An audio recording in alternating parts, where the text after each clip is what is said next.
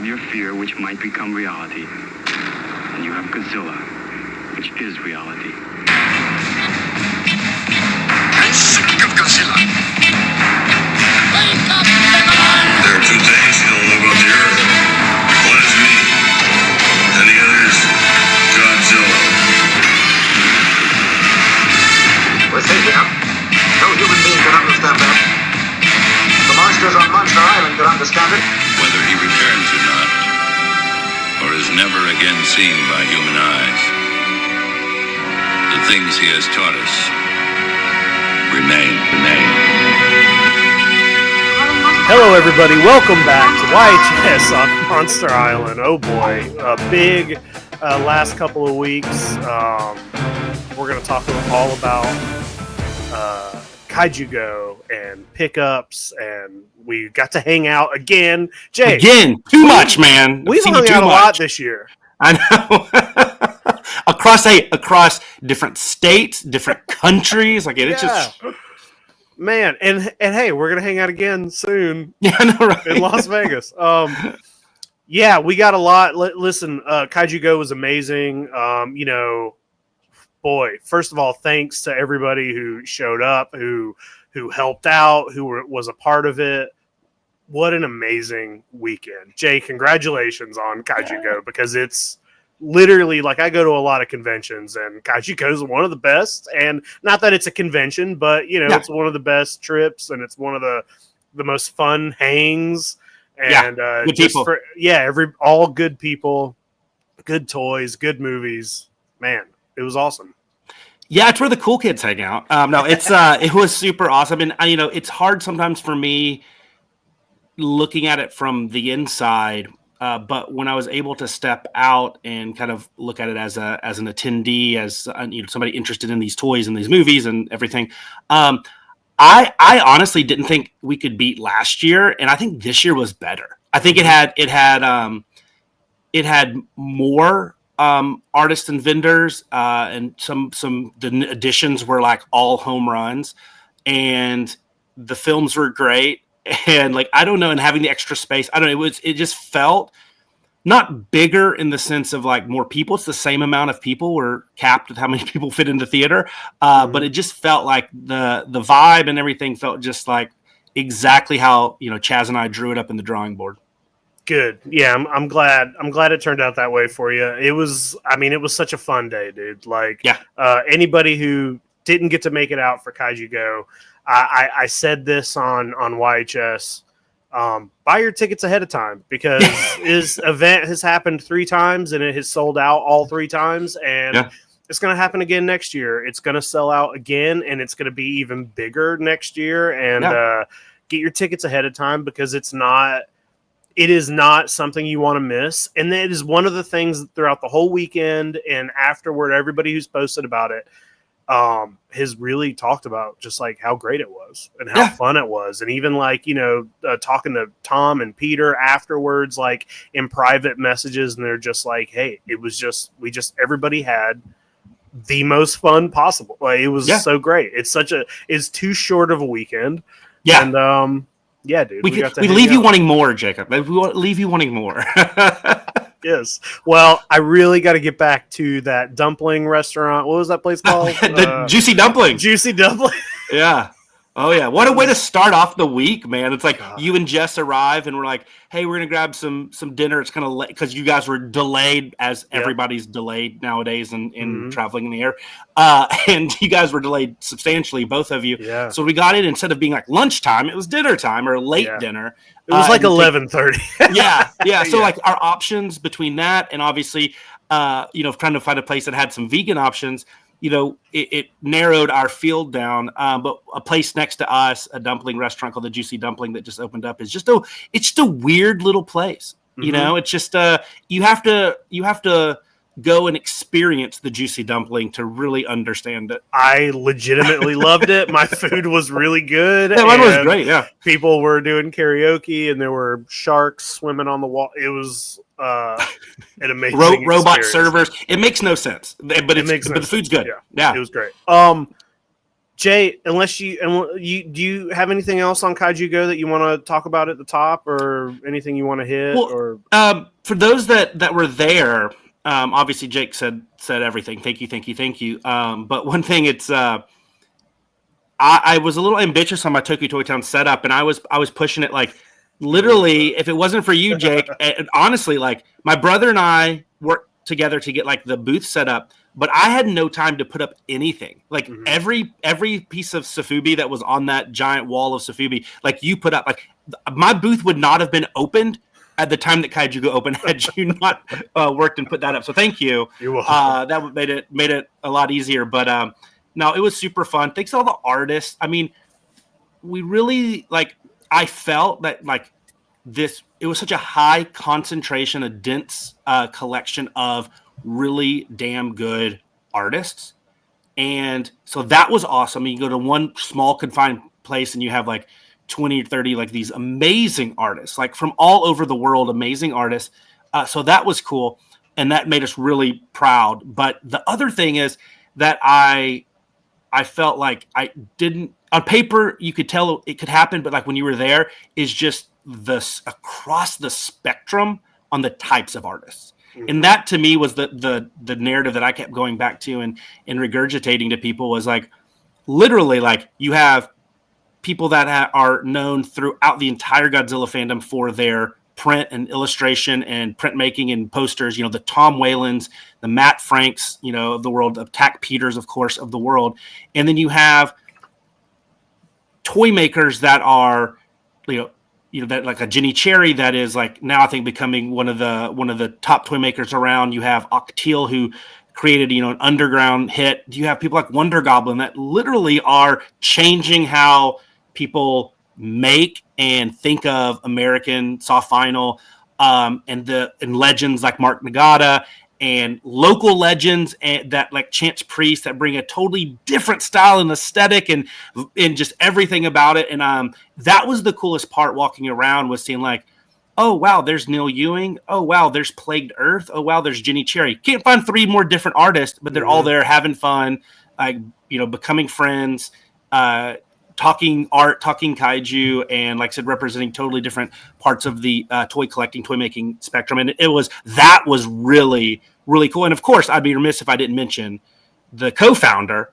Chaz, which now, like, it's not Chaz, the co-founder, it's Chaz, little word, the co-founder, big word, amazing toy maker, because his stuff went, I've loved Star Monkey Go. I love Bang Kong, love everything he's done. But I feel like this year, if you're walking down that hall and you see these like big name, like people that we talk about all the time, Chaz's stuff is right there with them. Like there's no drop off. There's no anything, like it literally, like you can talk about him as you do Wonder Goblin and Last Resort and Neil Ewing and Octeel and all them. Like he's right there with them. So it was really cool to see him just really dominate.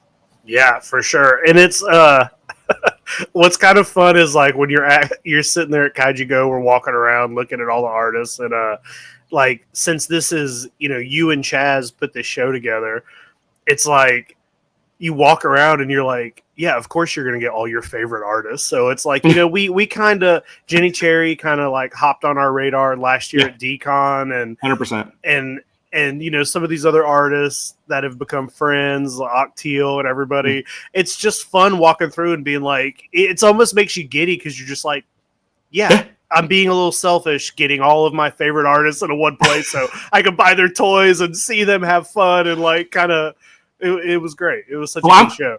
I'm so lucky Chaz has such good taste because he's personal friends with Chance Priest, and obviously Chance's stuff is just so good. Hey, last week for like 4 hours I watched Chance's his auctions, his auction, and he's doing another one tonight. And I was like, whenever you were like, hey, let's record early, I was like, cool, I could watch 4 hours of Chance be the most insane person I've ever seen. Crazy man. But his stuff is so unique, and like nobody else, it doesn't look like anything else, right? Exactly. And then it's like, we've known Michael Moore since the first Kaiju Go, and he's an original. Like we love that guy. He's the nicest people ever. Awesome artist.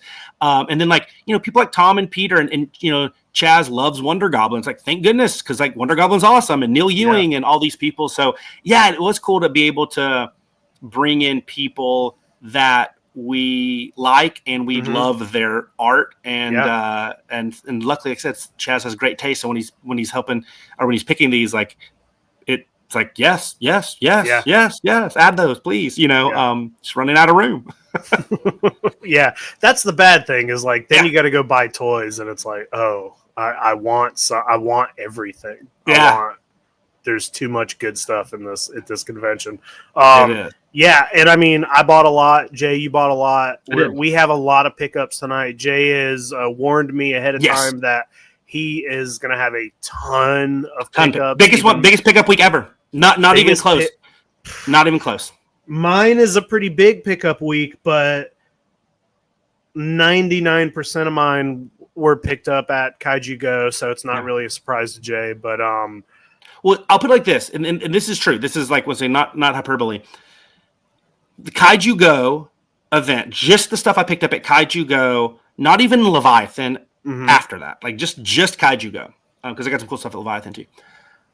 That was my biggest from a monetary allotment spend I've ever had at any show.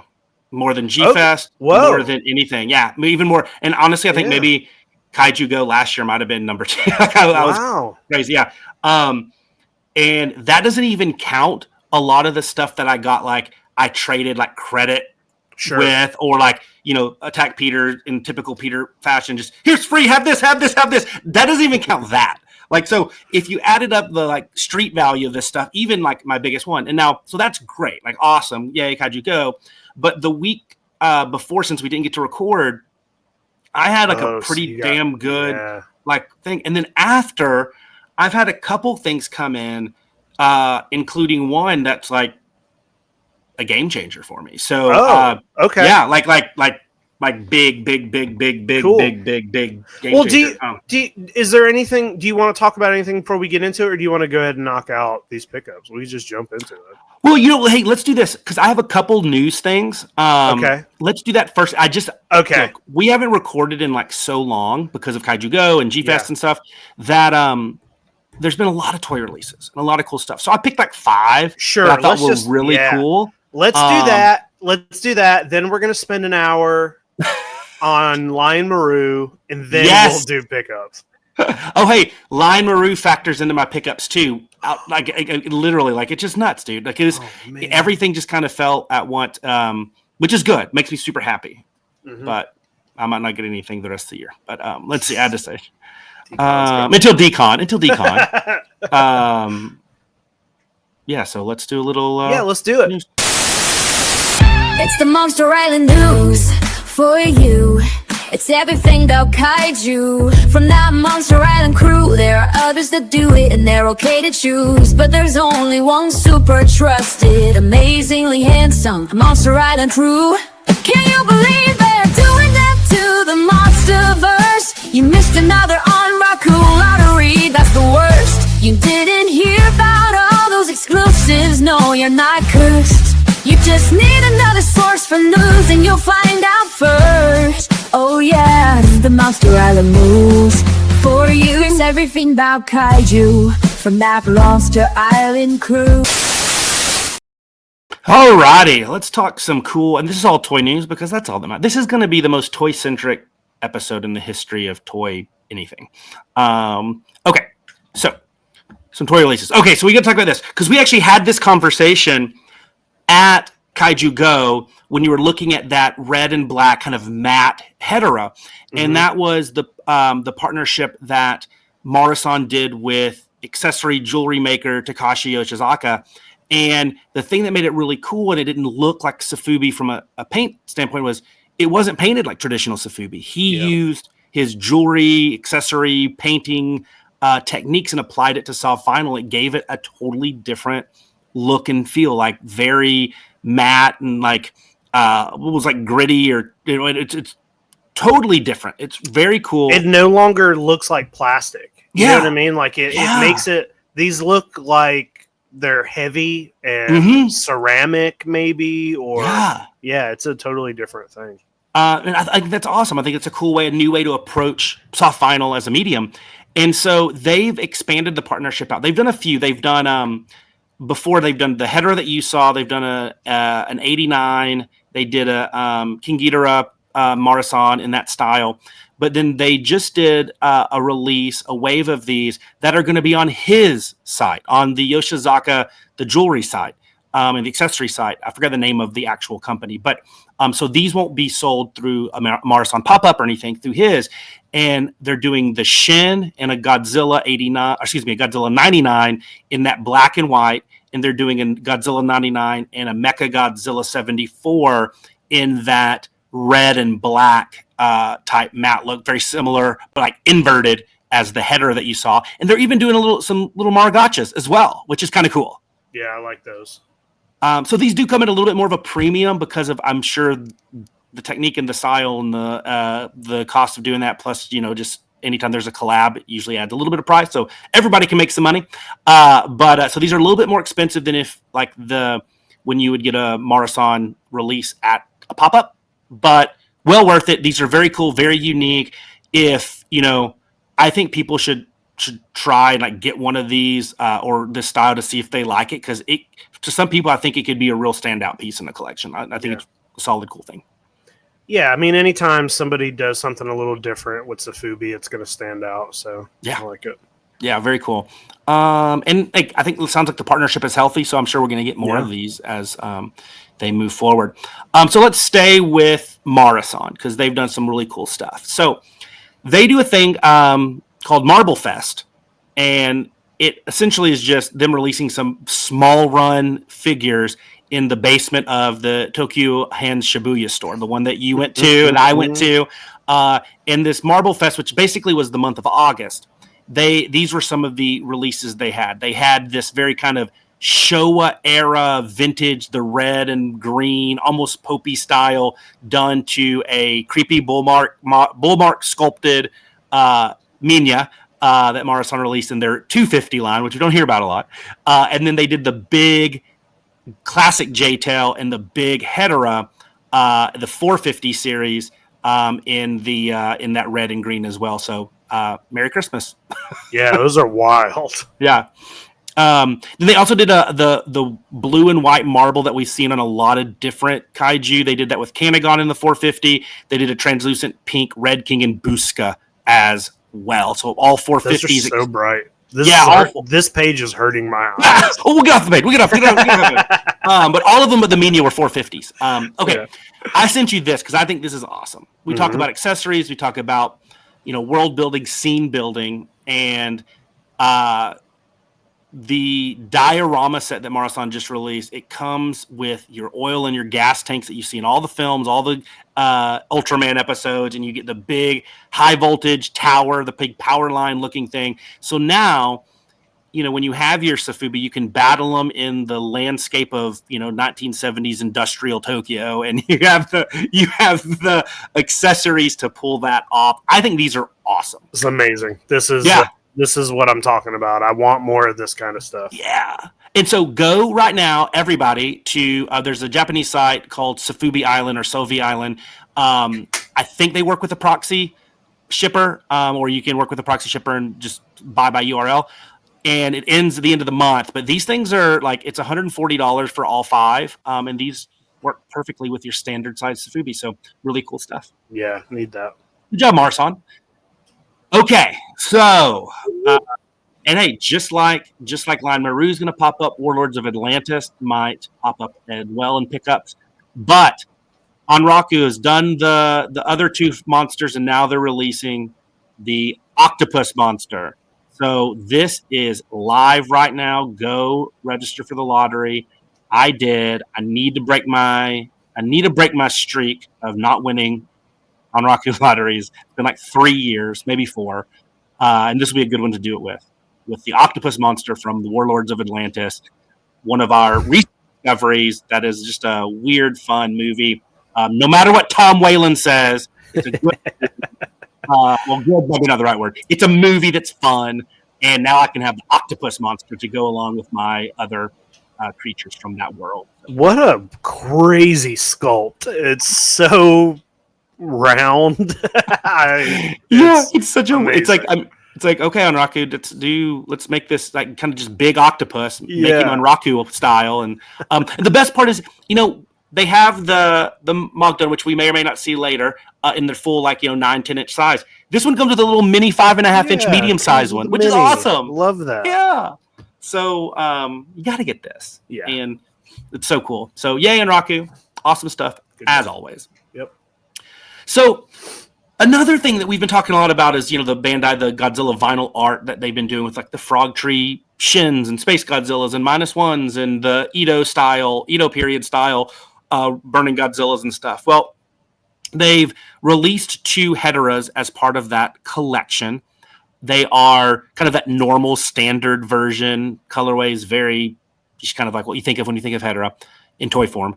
And then they're doing a burning red version as well. So these are, the quality is going to be there. You can get them right now on the premium Bandai site. They're solid. I don't know if they are as unique as some of their other releases in sculpt or subject or anything, but they look really cool, and they're going to be solid quality and impactful on shelf. Yeah, they're cool. And then I think I have one more. Yes, I have to. And this was honestly like a listener sent this over or tagged me in the post on this, so thank you.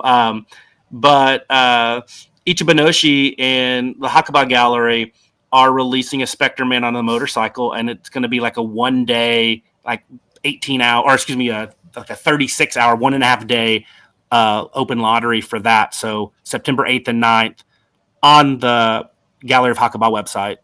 You're getting this, right? Oh, I'll pay second hand for this one. I mean, it's amazing. And once again, Ichibanoshi and motorcycles also will be part of the pickups as well. Maybe not Spectre Man, but okay. but yes. And I was also another Kaiju Go thing. I was so excited to show you one of my favorite episodes of Spectre Man when you were here. No Shin Kamen Rider. It was so fun. My first time actually sitting down and watching the Spectre Man. Yeah. It is so fun to watch. It was so funny.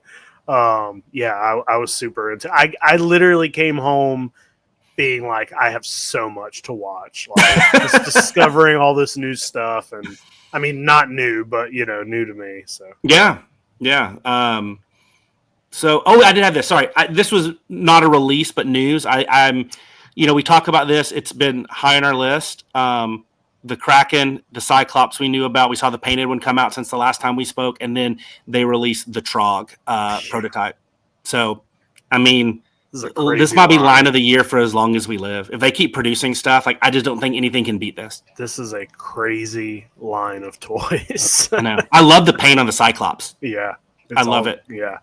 I like that it's like they're going with a more natural, traditional paint job instead of Sofubi paint jobs. I'm sure that's coming, but yeah, it's interesting to see these like this.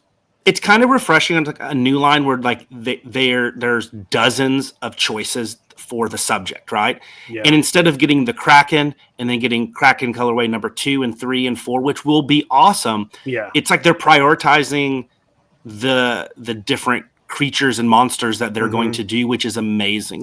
I get it. At some point they're going to be releasing other versions of these, and that's great. I'll buy them all. But I'm right now, I'm literally I wait bated breath. What are they going to do next? What's coming next? Yeah. And how it looks, you have a Clash, you have a 7th, you have an Eye of the Tiger. Then it's are we getting Golden Voyage? Are we getting Jason the Argonaut? Something. Yeah, they're hitting or Guanji, or who knows?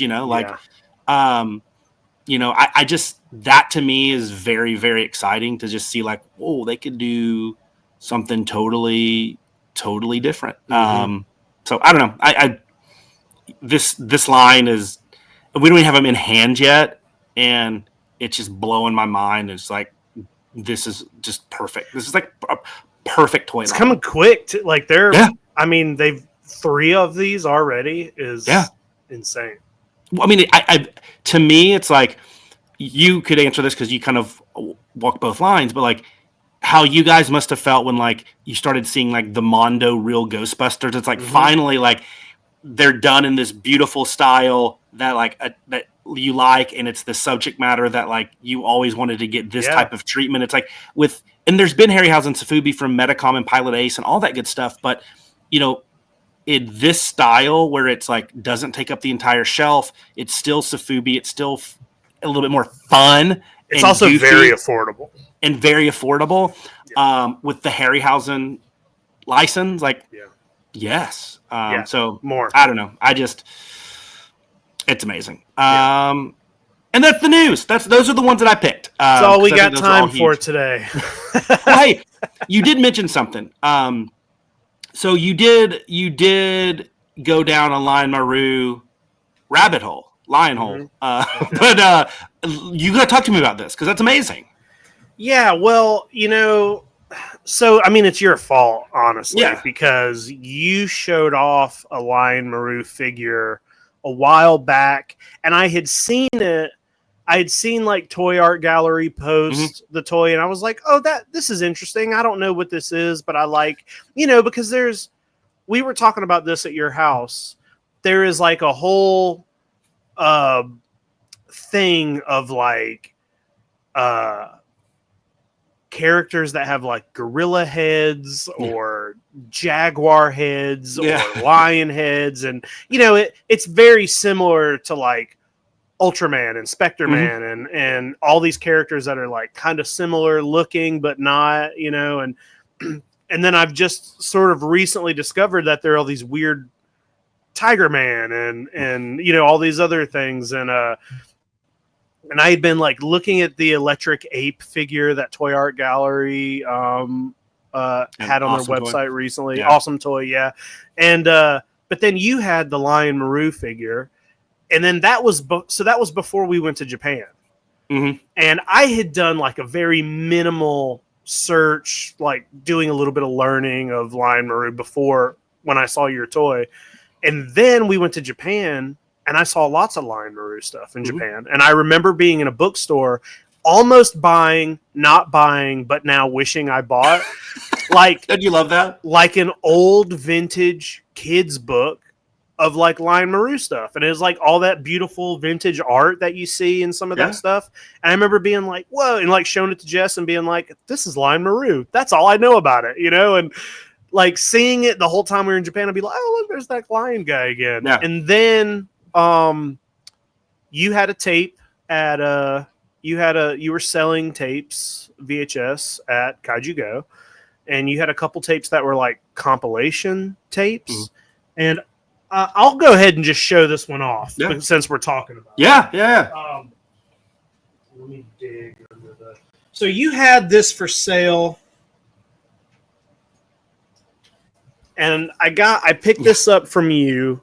And I specifically wanted this because I have not seen any of this stuff. Like, I knew, so like this guy, I had seen pictures of him before, but I didn't know what this is. I knew this was that kid from the dinosaur. I forget what it's called, but the weird Monster Prince. I saw the Lion Maru on here. I saw Spectre-Man stuff. Yeah, it's all the P Productions. Yeah, so I was like, hey, this seems really interesting to me. I want to watch this. And it's a great cover.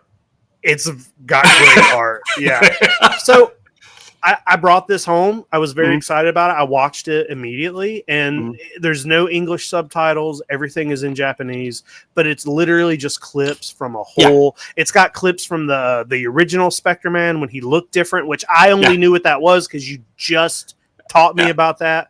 It had clips from the Lion Maru pilot when it was Jaguar Man, and like cartoon stuff. And Jay, what is this show? The Ambassador Magma or the Space Giants, I think is what it was over here. Okay, so they had some clips from that. Yeah. And have you ever actually watched that? I've watched the first couple episodes because there's a full English dub because it was released over here as it's called the Space Giants. Something like that. Yeah. Well, what I love about the gold dude. What I love about this is it just like jumps into animation, so they don't, and it's because they can't make somebody shrink, so it just turns into literal like 2D animation, and then back to. And I was like, oh, I love this. This looks so cool. But anyway, this had a bunch of Lion Maru stuff in it, and I watched it, and then I watched hours of Lion Maru on YouTube. I was like Googling it. I found the English dub of the one episode that's available in English. And then I watched a couple episodes just in Japanese because it's hard to find. So there's 2 series. There's like the original. Well, there's more than 2, but there's the 3, original. Yeah. There's the original series from, I don't know, 60 something. And then right after that ended, there was a second series.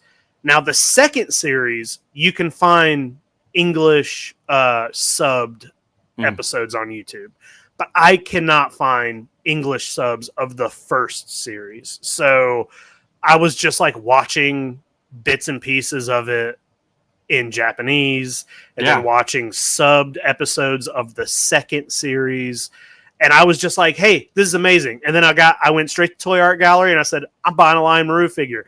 And then the regular like Lion Maru, he's gone. He sold out. And I was like, I didn't get him whenever he was out there.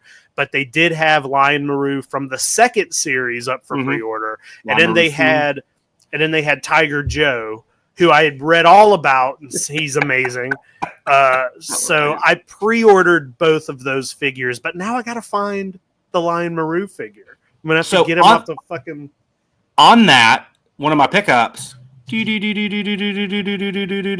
got the hair with the hair. Yeah, it comes with his little katana. Little vinyl cape here. But yeah, it's a cool. It's the same sculpt except just with instead of the molded hair. Yeah, he's just got the hair. So cool. But so I wonder if have you checked archive.org for subtitled of the original one? I have not. They might have some fan subtitled ones. I don't know. I can't remember. I feel like it's been a while since I've watched the first Lion Maru, and I haven't watched.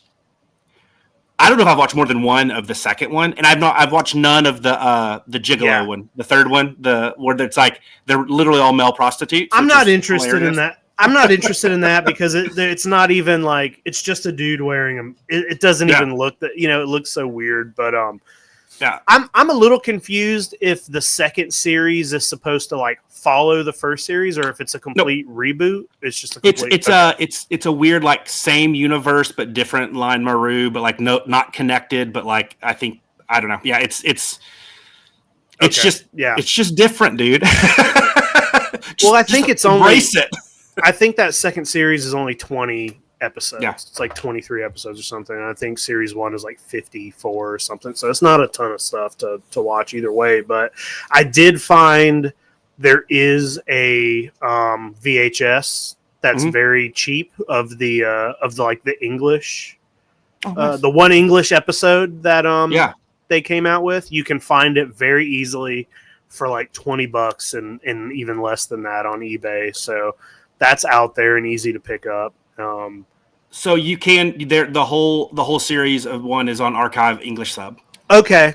So I can link you up to that. Yeah, send me that link. I'll check that out. They're on I think they might be dubbed in Portuguese because they're from the Brazil release, but the subtitles are English. I don't care what it's actually in. It's just be nice to understand. I did this big deep dive reading about Tiger Joe, and apparently because he looks cool, and apparently he's like a villain at first, but then he becomes kind of like an anti-hero, and they're like, hey, by the end of the series, he's a good guy. He's with, and I'm like, I cannot wait to fucking watch all of this. It just seems so fun.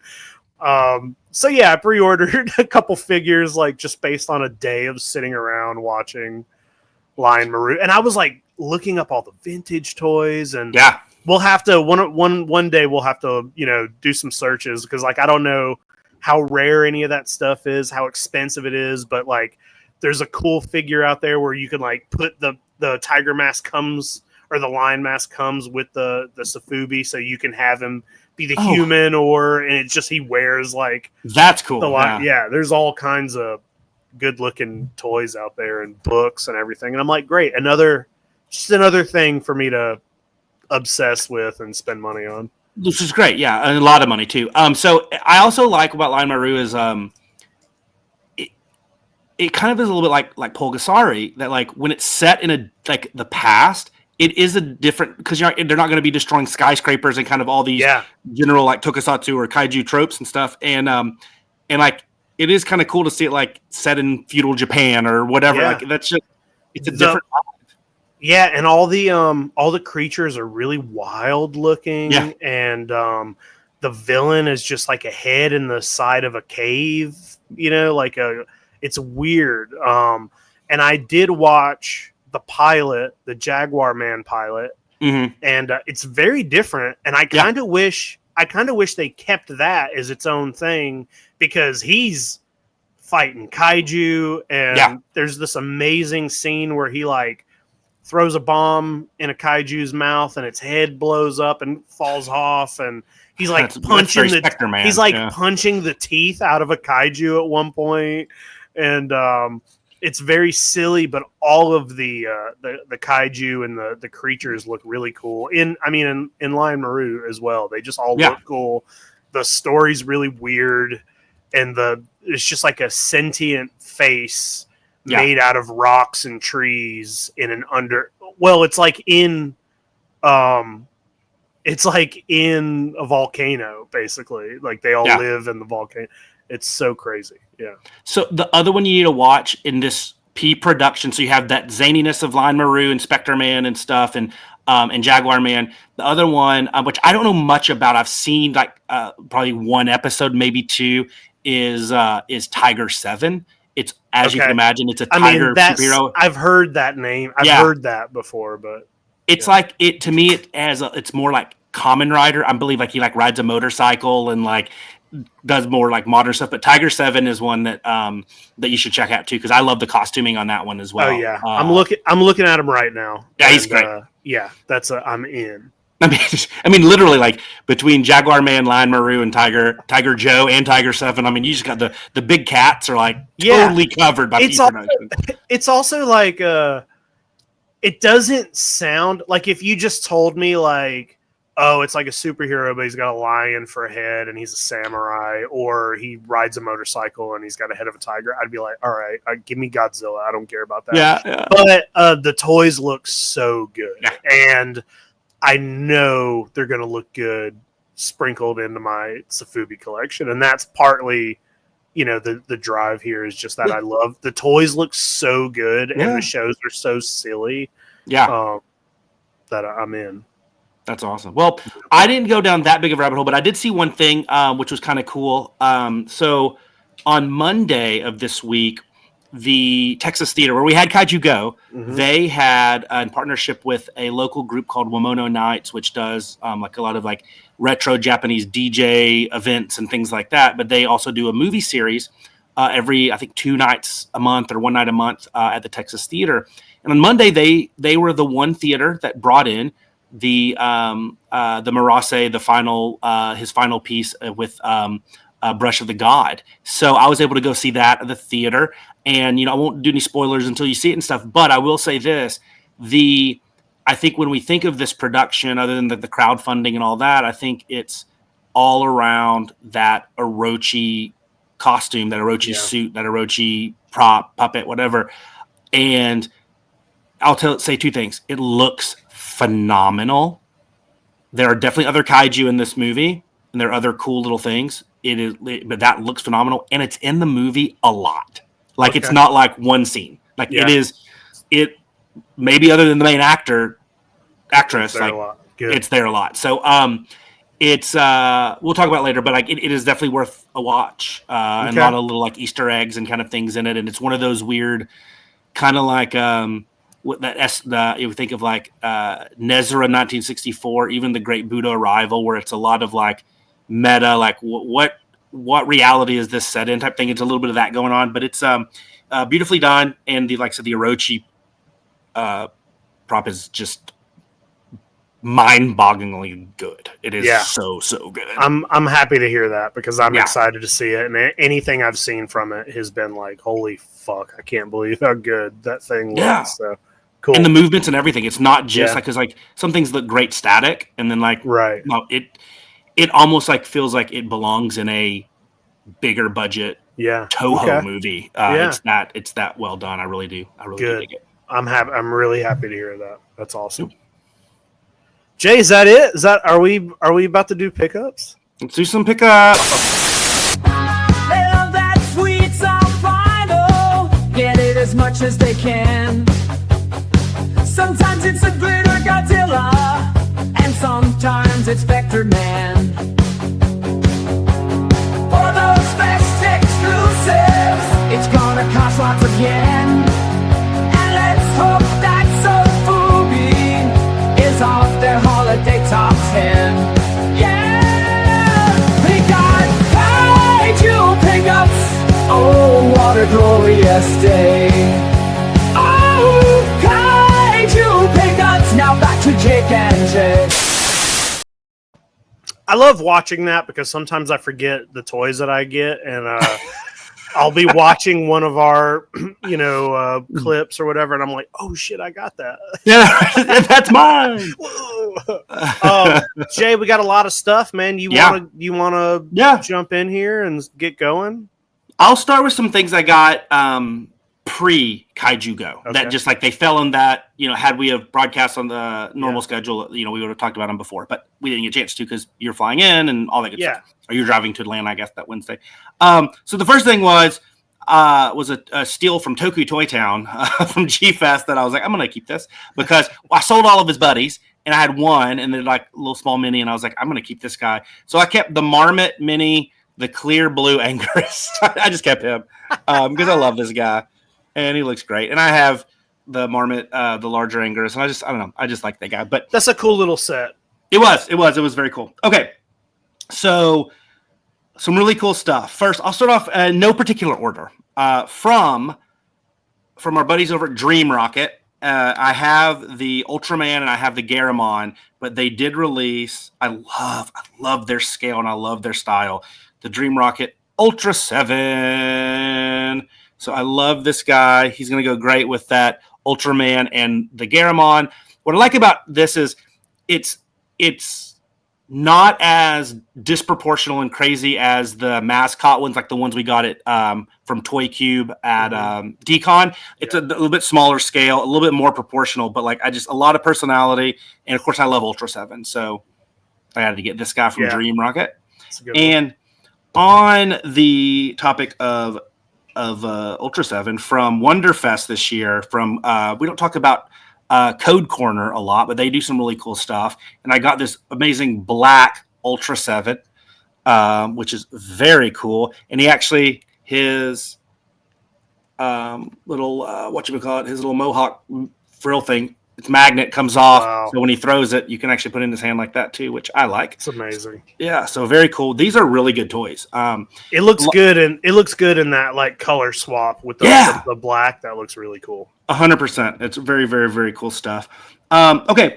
So also from Wonderfest, this is from Caractix. We love Caractix. They do the funniest, silliest, goofiest stuff. And I have a lot, tanks and rocking chairs and good stuff, but I don't have a plane. And so they so many good planes. So I was able to get this amazing Hedera. And now this Hedera is cool because it has the clear vinyl on top and then the kind of Hawaiian style inside. So you can kind of angle it here. You can kind of see both sets of eyes, but it has this that you can remove the top part if you want. But I love it. Yeah. And their planes are just very, very, very, very cool. Love Caractix. Okay, so I mentioned Ichibanoshi and the motorcycle Spectre Man with Hakuba Gallery. Mm-hmm. Well, one thing that I had to pick up, and this came out last year, I think, and they might have done a couple releases on it, the sculpt a couple different colorways, but I had to get the motorcycle driven by who else but Shin Godzilla. Shin Godzilla. Who else would drive a motorcycle? And this one, I'm going to take him off here for a second, is really cool because this Shin Godzilla is a translucent blue. Oh, wow. And it's a very cool color. I mean, it's really, really cool by itself. Well, he kind of looks like the Trendmaster Space Godzilla. He's got 100%. That blue and the red and yellow, green. Yep. Yeah. Yep, 100%. He definitely has that trendy look. But I got to move his hands around so he can hold on to these handlebars so he doesn't fall off the motorcycle. But yeah, he's really, really, really, really cool. I mean, kaiju in vehicles. I mean, how can you beat this? Yeah. It's like, it's the best. Speaking of vehicles, one that I got, I've been wanting for a long time from Marmit, and this is 2005, I think, when this came out. But it's a great piece. And I have the Parababy like with the Manda, but I don't have an Atragon, the big Atragon. Ooh. So I got the Atragon, the Gotenga right here, which vehicles and stuff are so cool, especially from this film. And one of the best interpretations of it, I think, was from Marmit. So I love getting this guy. Yeah, that's awesome. Good size on that, too. Yeah, for sure. Okay.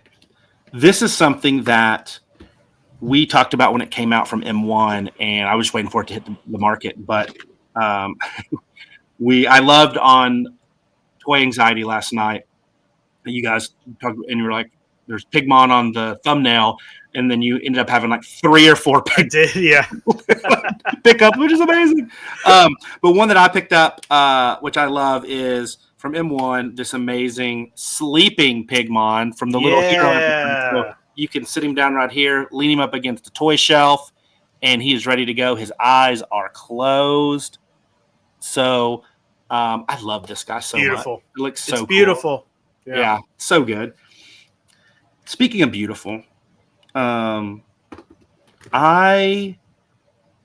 was so shocked when this came out. I thought it was so cool. So Spiral, I have the Godzilla 65, the one with the beautiful Bob Eccleston header card art. I have like the first release, kind of the more standard looking colorway, right? And they've released a few since then. They did the Popey colorway, the banana oil colorway, and it's great. It's fine. Actually, I had some at Kaiju Go. But when they released the 2 Kabuki colorways, and I'm just a sucker for a good like black and red and white Kabuki style, and they had the one the standard one, and they had the one that Kaiju Canvas did that had like the Aurora, the tinsel in it and everything, and that's the one that I picked up. So this is the Kabuki 65 clear. Look at that tinsel in there, that cellophane. I mean, not tinsel. Jay, when you move you're showing the toys off the camera. There you go. Yeah, whenever you get close, you're getting too close to the edge sometimes. So there you go. But love this guy. It's Kabuki. I mean, it is the great Kabuki here. But the translucence is great. You can see here probably. Let me see if I can get you here. Like you can see, there's the inner mold of the spines, and then an outer translucent mold. There you go. Very cool. Yeah, it's very cool. Love this. That's such a good looking toy. Yeah. So I don't know if I'm going to keep my standard one now because I don't know how many of these I need. But that was a really good one. Okay, so the next thing we already talked about from Anraku, but I finally got my full size Anraku from Warlords of Atlantis, the Mogdon. Look at this guy. Oh my gosh, he's my buddy. This guy is freaking awesome. That is a crazy toy. Yes, this guy exists. That's the best part. Mm-hmm. And now hopefully get the mini version of him too with the octopus. And I still got to get the 4-legged monster. I forgot his name. Gosh, this thing is so cool. Yeah. It also is like such an Anraku sculpt too. Yeah.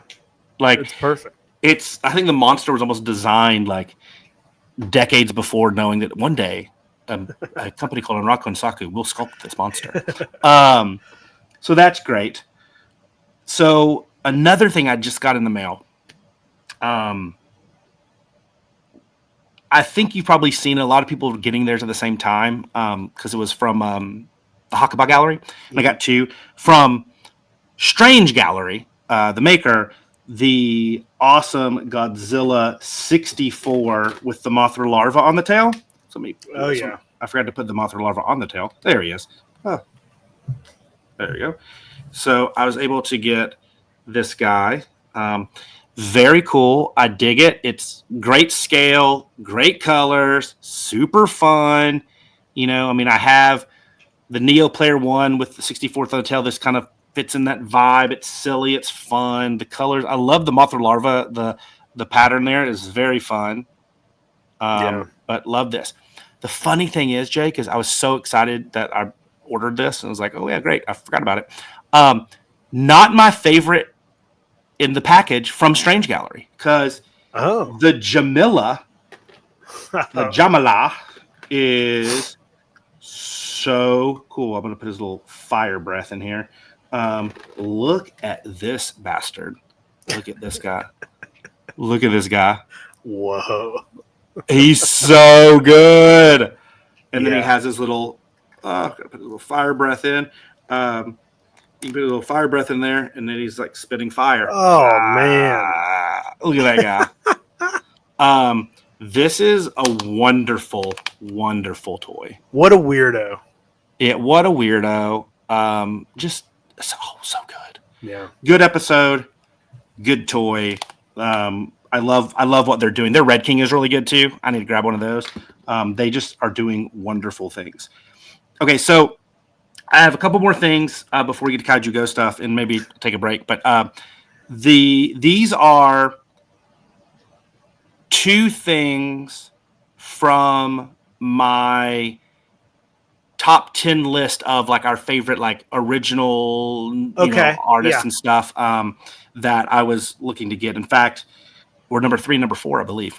So number 4, my boy from Himitsu Kikaku, Thumping Monster Splash Splash. I got a Thumping Monster Splash Splash. A second one. This dude has some like pro wrestling tights on or something. I don't know. Maybe just underwear. Love this. This is the greatest character ever. He belongs in a 70s Tokusatsu show. He does things. He has a star on his nose. He sticks his tongue out, breathes fire, does lots of things. Just love this guy. Like I said, he's the greatest character ever. Like nobody can defeat him. I think he could hang out with like Buska, and he'd just be awesome. Best buds. Yep. I mean, look at this guy. It's perfect. It's a perfectly designed toy. Captures the aesthetic of that type of Tokusatsu, kids-focused Tokusatsu show. This art, we got to get him to Kaiju Go, dude. We got to get him to Kaiju Go. Do it. And this is amazing. I was so excited. Also on that list, and I showed you this because this was here when you showed up, the Pachi Adventure Club. Right, I got the Pachi Monster number 2. And, one of the things that's interesting is, and I don't know what direction they're going to go. So the first one, it was really, the monster was made in that Pachi bootleg style, right? Mm-hmm. And this one was a little different. It was they found a Pachi creature from an old Menko card or old Karada card, I think in this case. And this was this guy. I know it'd be hard to see it here, but this little monster that they found, which is obviously an uncopyrighted bootleg monster, and then they made him. Now, I would say this toy doesn't feel bootlegger Pachi like the other one does it, but it's off of that character. So it's a little bit different angle play. Right. But it's impressive nonetheless because it's gigantic. But here is the big, Pachi Monster number 2. I'm going to move back here to show you like how big this thing is. Like, I mean, it's huge. And it's large. It's really well done. I mean, to the point where it's like, it's so beautifully done. It does not feel like a bootleg toy, even though the monster is bootleg. So, different take. I like it. It's impressive. It's going to be a shelf hog. You can take off his tail, and they have like a severed butt you can put on it. Oh, weird. That is weird. Yeah, if you just want to give him a regular butt instead of a tail. Well, maybe they did that. Maybe they did that knowing for sometimes tails or yeah. It comes with a little last time it came with like a Pachi Adventure Club membership card. This one comes with the little emergency kit for the Pachi Adventure Club. So in here though, there is literally antiseptic towelettes, there's band-aids and stuff. It's so cool. Like they're so good. They make it so fun. Last one had like a timepiece in it and stuff. It was just so weird. So those two are awesome. Oh, I also forgot to mention this. One other thing I showed you is kind of a dovetail off of the last time we talked was I'm getting really trying to collect a lot of the cool original header art, and Mark Nagata released a lot. One that I just got after we recorded last time was I did get from the second or third wave of Captain Max figures, not the original. I got the original header art for that one. Ooh. And I love it. I love it because I love the Captain Max line. Yeah. Oh, and then the last thing, and I'll pause. This was a totally impromptu thing, and I really ultimately originally got it for Toku Toy Town because the guy was selling it so cheap relative to what it goes for. I mean, this is a figure that is routinely $1,000, and it was like, what? And everything was good, checked out. Well, there's some things that would make it hard for me to sell it for that, because I'll show you in a second. But I've always wanted this figure, so I'm going to keep it because the price was good, and I won't probably be able to sell it for much more because of a couple little blemishes on it. But from the untrained eye and stuff, it's great, and most people that are buying this figure have a very trained eye because it's expensive. But I got from Marmit, I got the old Marmit Mecha King Ghidorah. Oh, okay. So very cool. Okay. Yeah, it's a very, very, very cool figure. Now, the reason that it's a little blemish, like I said, you would never know, is on the back of one of the wings here.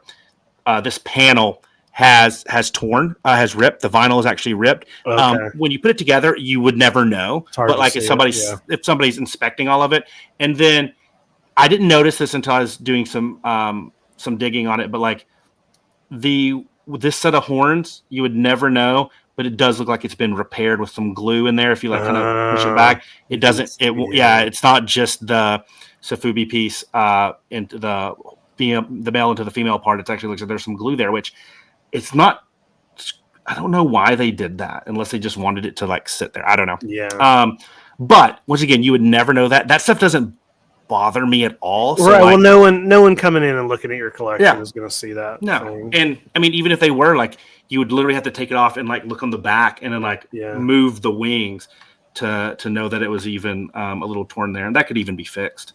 Sure. So anyway, but what an impressive piece. This is like one of the better Mecha King Ghidorahs, and I love Marmot, and the Monster Heaven line is great. So I was able to pick that one up. So those are my non-Kaiju Go pickups. Jesus.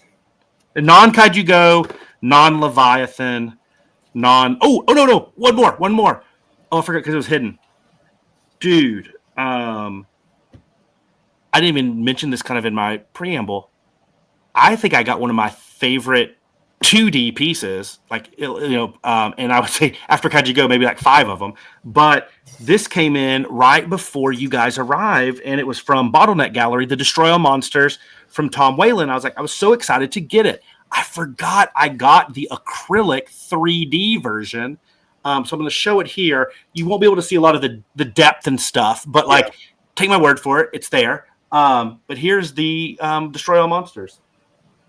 Now, I saw this in person, and it looks amazing. It looks so good. So good. It looks so much better than what they're able to. Bottleneck does a lot of these kind of 3D posters like this, and I've never been interested in them until I saw this in person at your house. It has such a good, the way the layers are cut out, it looks amazing. I mean, Tom nailed it. I love Tom's work. He's one of my favorite artists. I have a lot of his stuff. Destroy Monsters is my first Godzilla movie I ever saw. I have a couple representations of it in like 2D print or an old cell sheet and things like that. But he dominated it. And I know he said he was nervous because there were so many monsters in there, but it was, it's beautiful. I love it. I even joked, it's one of the few things that my wife was like, that's one of the coolest things that you have. She couldn't pick out who Godzilla was in it, but she could tell, she's like, from an art standpoint, that's literally one of the best, coolest things that you have. It's just it's beautiful. It's instantly one of my favorite things that I own from in that kind of very cool channel. Yeah. Yep. Very, very cool. So I'll pause. Okay. I was going to say, I could do my Kaiju Go stuff, but I only have one non-Kaiju Go picture. Okay, I get a breath of air. I'm good to go. Yeah, no. Go. I got one. Well, you know what? Maybe I got 2 because I was given this at Kaiju Go by our friend Michael, Sweaty Vinyl. He picked up this. It's from The Beast Is Back, and it is like a Sofubi keychain of an airbrush. I love that. And it's got a little green, a little jar of green paint, and just like a little Sofubi airbrush on a keychain. And so good. He grabbed it for me Thank you so much, Michael. So I had something come in today, actually. Ooh. And I bought this right after G-Fest, or not G-Fest, Kaiju Go. But it is from the artist Common Rider Silver on Instagram. And he made... So the whole thing was that he was at G-Fest, and while at G-Fest, he saw... while in Chicago, he saw all the, like... the Mold-A-Rama stuff all over the place, I guess at the Field Museum. And he thought it was really cool. And he was like, hey, they should make Godzilla stuff like this. But they don't. So he made one. So I picked up his looks so good. Mold-A-Rama Godzilla. And it has, it says G-Fest Chicago on it. And it's made to look just like those little Mold-A-Ramas. Now, it's not vinyl. It is like a 3D printed thing. But I just thought it looked really cool. And I also really love the Mold-A-Ramas. And this fits right in with, all that stuff. So next step, make these out of wax. I was about to say, when's the wax one coming? Yeah. But yeah, this was cool, and it showed up today, and it's awesome. It's a fun little thing to have. There's nothing better than a Mold-A-Rama machine. Yeah, they're so cool. Yeah, I hope he does other kaiju like this. That'd be really cool. And a Lion Maru. Hey, I can just go ahead and jump into my Kaiju Go stuff, or if you whatever is easiest, because like you just talked for 2 hours.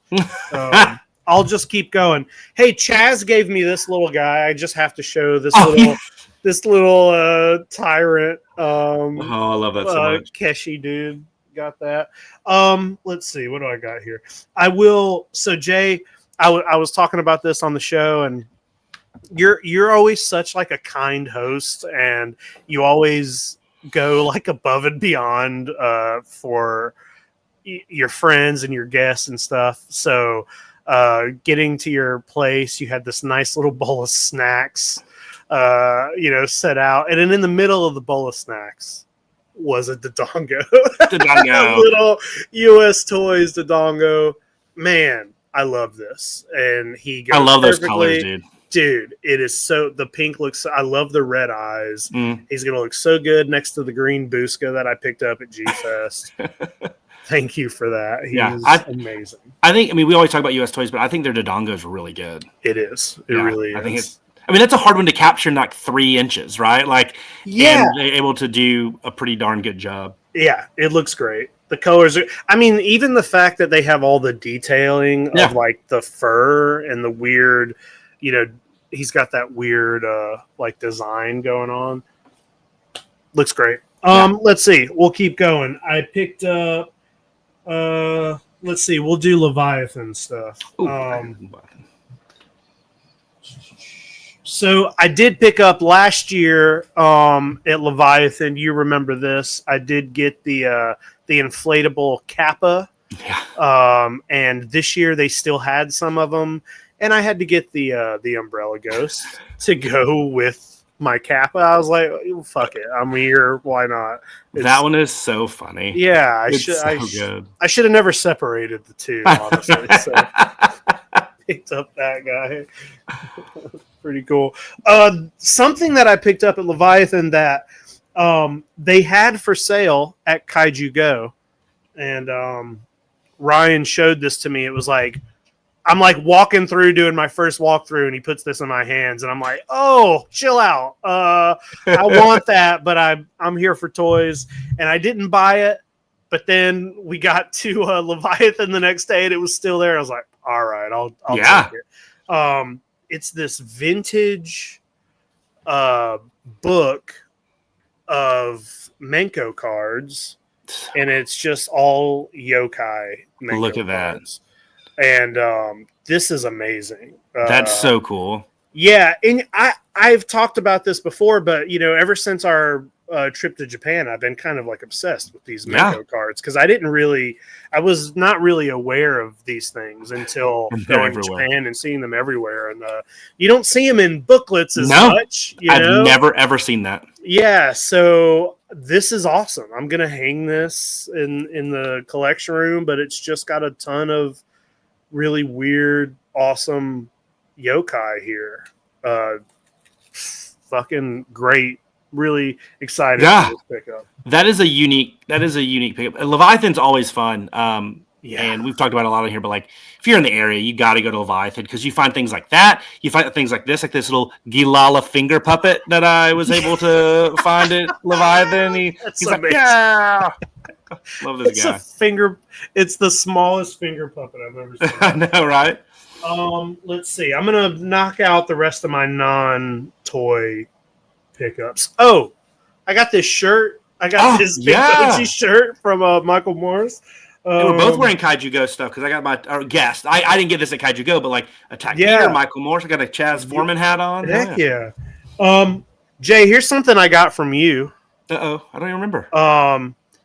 Jay, sometimes Jay has stuff in his inventory that like you put it in your inventory as if you don't think I'm gonna want it immediately, and it's like, well, wait, why didn't you just say, hey, I got this, you probably want this, right?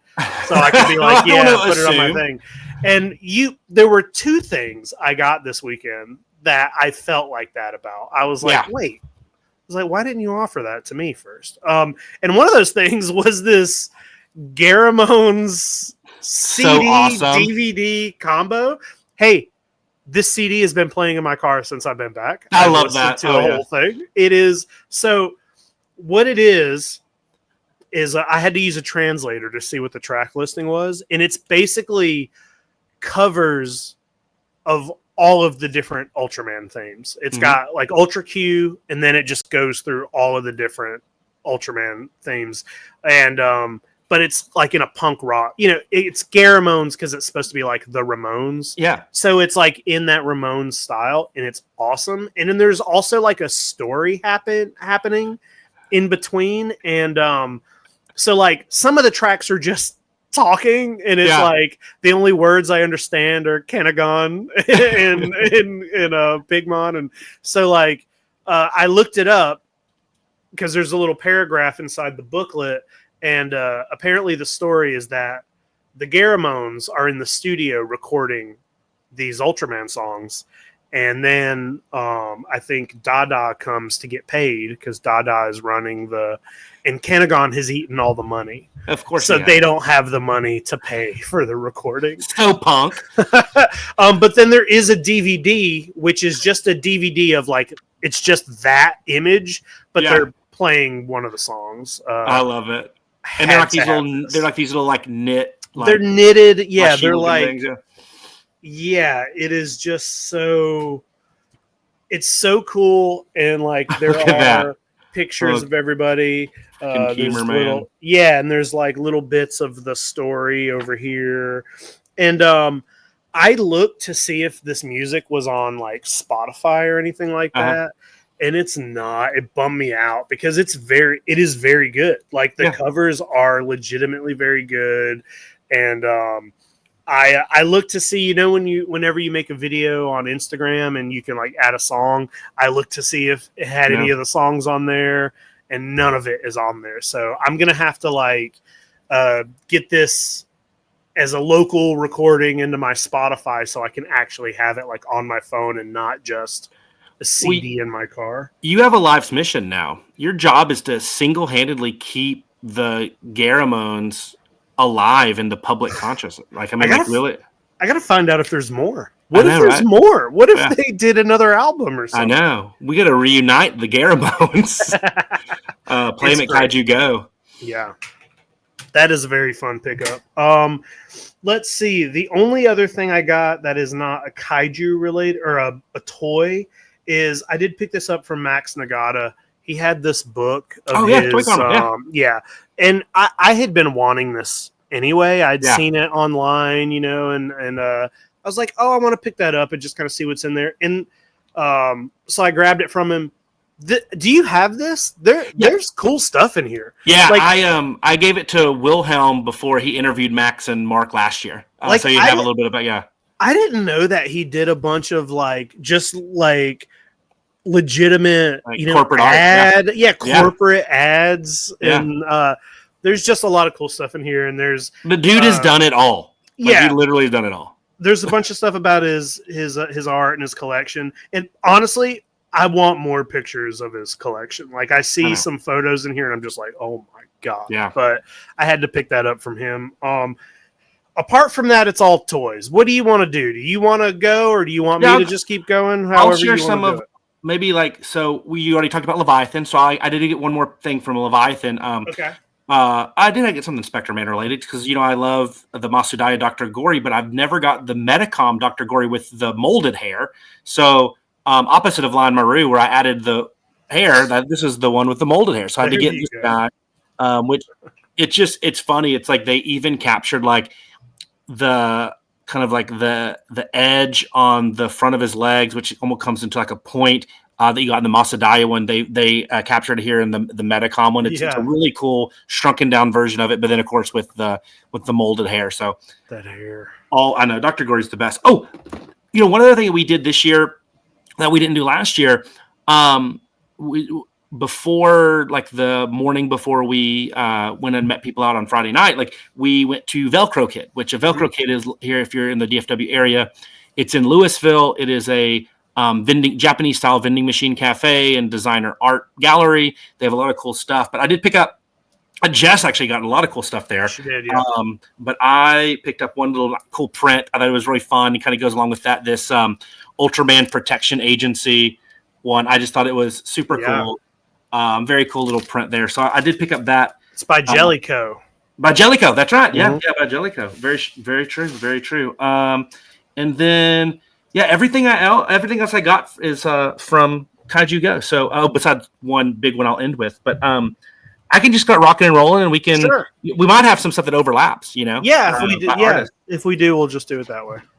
This one probably won't, because this was a gift from a longtime fan of Tokyo Toy Town, a guy named Wes, based down in Austin. Great dude. Probably has the largest Maragacha collection I've ever seen.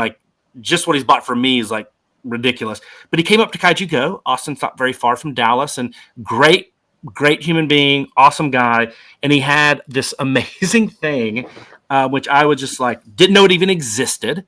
And he brought it up, which was cool.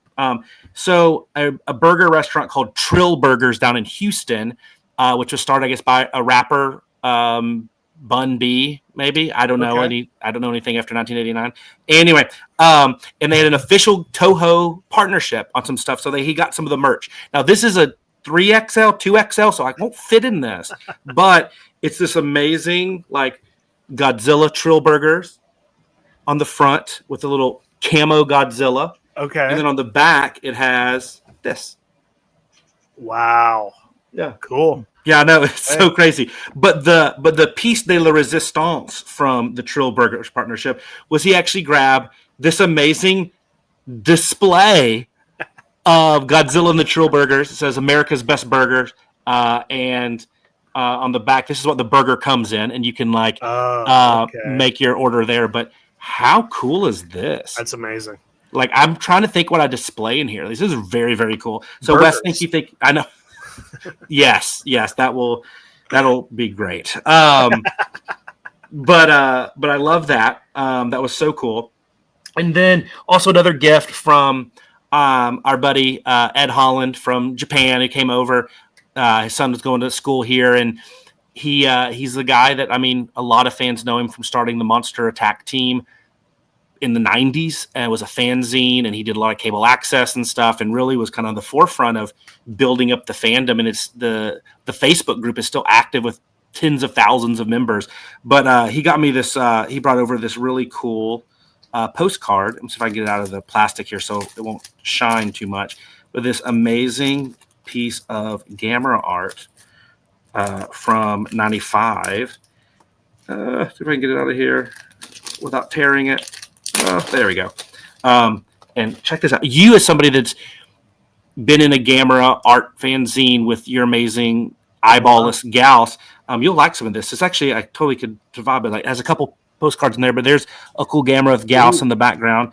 But look at this one. This one's really cool. Youse flying. Oh, that is cool. And then you have Power Up Gamera and regular Gamera, Power Up Gamera. So thank you, Ed. This is awesome. Really appreciate it. You didn't need to do that. Very cool stuff. He's a good dude. So there was that. And then the other thing was a gift. Another, like, this was one of those, like, I didn't even know this was a thing. But so my brother, not a kaiju guy, but his daughters were friends growing up with these girls, and their dad was a comic artist. But it's one of those things. It's like, sure, comic artist, right? There's varying degrees of comic artists, right? But Sure. like he walks in and like Matt Frank and Peter and all them know him. Like, oh my gosh, that's Josh Howard.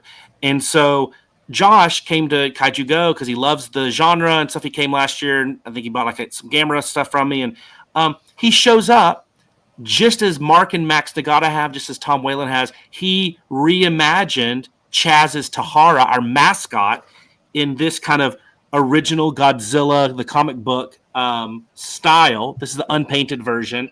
But it even has the buildings, or like the Dallas buildings. But this is gorgeous. It's amazing. It's so good. Yeah.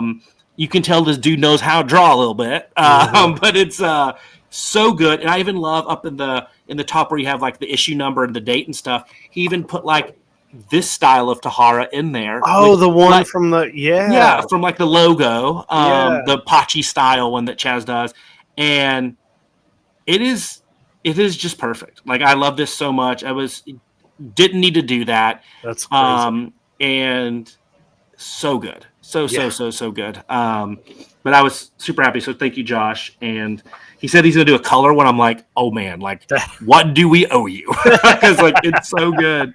And then speaking of Chaz, and we can. I know we both got some cool Chaz stuff, but one thing that I picked up that I'm so like, this to me makes me so happy, because we know Chaz loves functional toys like candy case, shampoo bottles, things like that.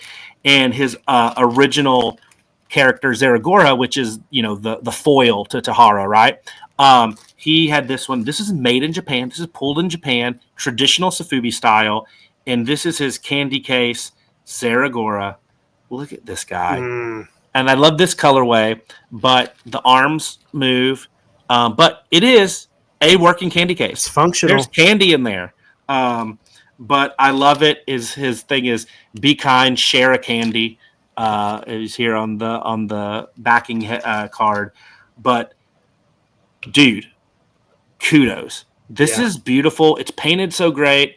It is that. I mean, this looks like it's a vintage candy case. Yeah, and that's legit. It's so good, and like you feel it. Like it's like, oh yeah, this is that good vinyl. This is the good stuff, man. This is the good stuff. So proud of him for, not that Bang Kong and Sarmuki Go and last year's Tahara and everything aren't the same, but like, I know it has to be kind of a special feeling to like have one of your creations, your original creations, made in Japan by the traditional Sofubi artists over there. So great stuff. The paint job's great, Chaz. Chaz was not messing around this year. Oh my gosh, no. All his stuff is great. I actually need to hit him up because I need to pick one of those up. I kind of missed the opportunity at the show just because it was so overwhelming, but I do want to grab one of those from him. Yeah, and then I know you got one of these, and this is a sensation. This is like, I think, one of the most talked about toys at Kaiju Go. In fact, I mean, when I look at it, like some of the toys that I thought like you just hear the buzz around them, people walking around talking about them. I think the Sofubi Man that Mark did. I think a lot of the Jenny Cherry stuff. Octeel, Kaiju Cream's always going to have that vibe. That like, oh my gosh, you got to go grab that.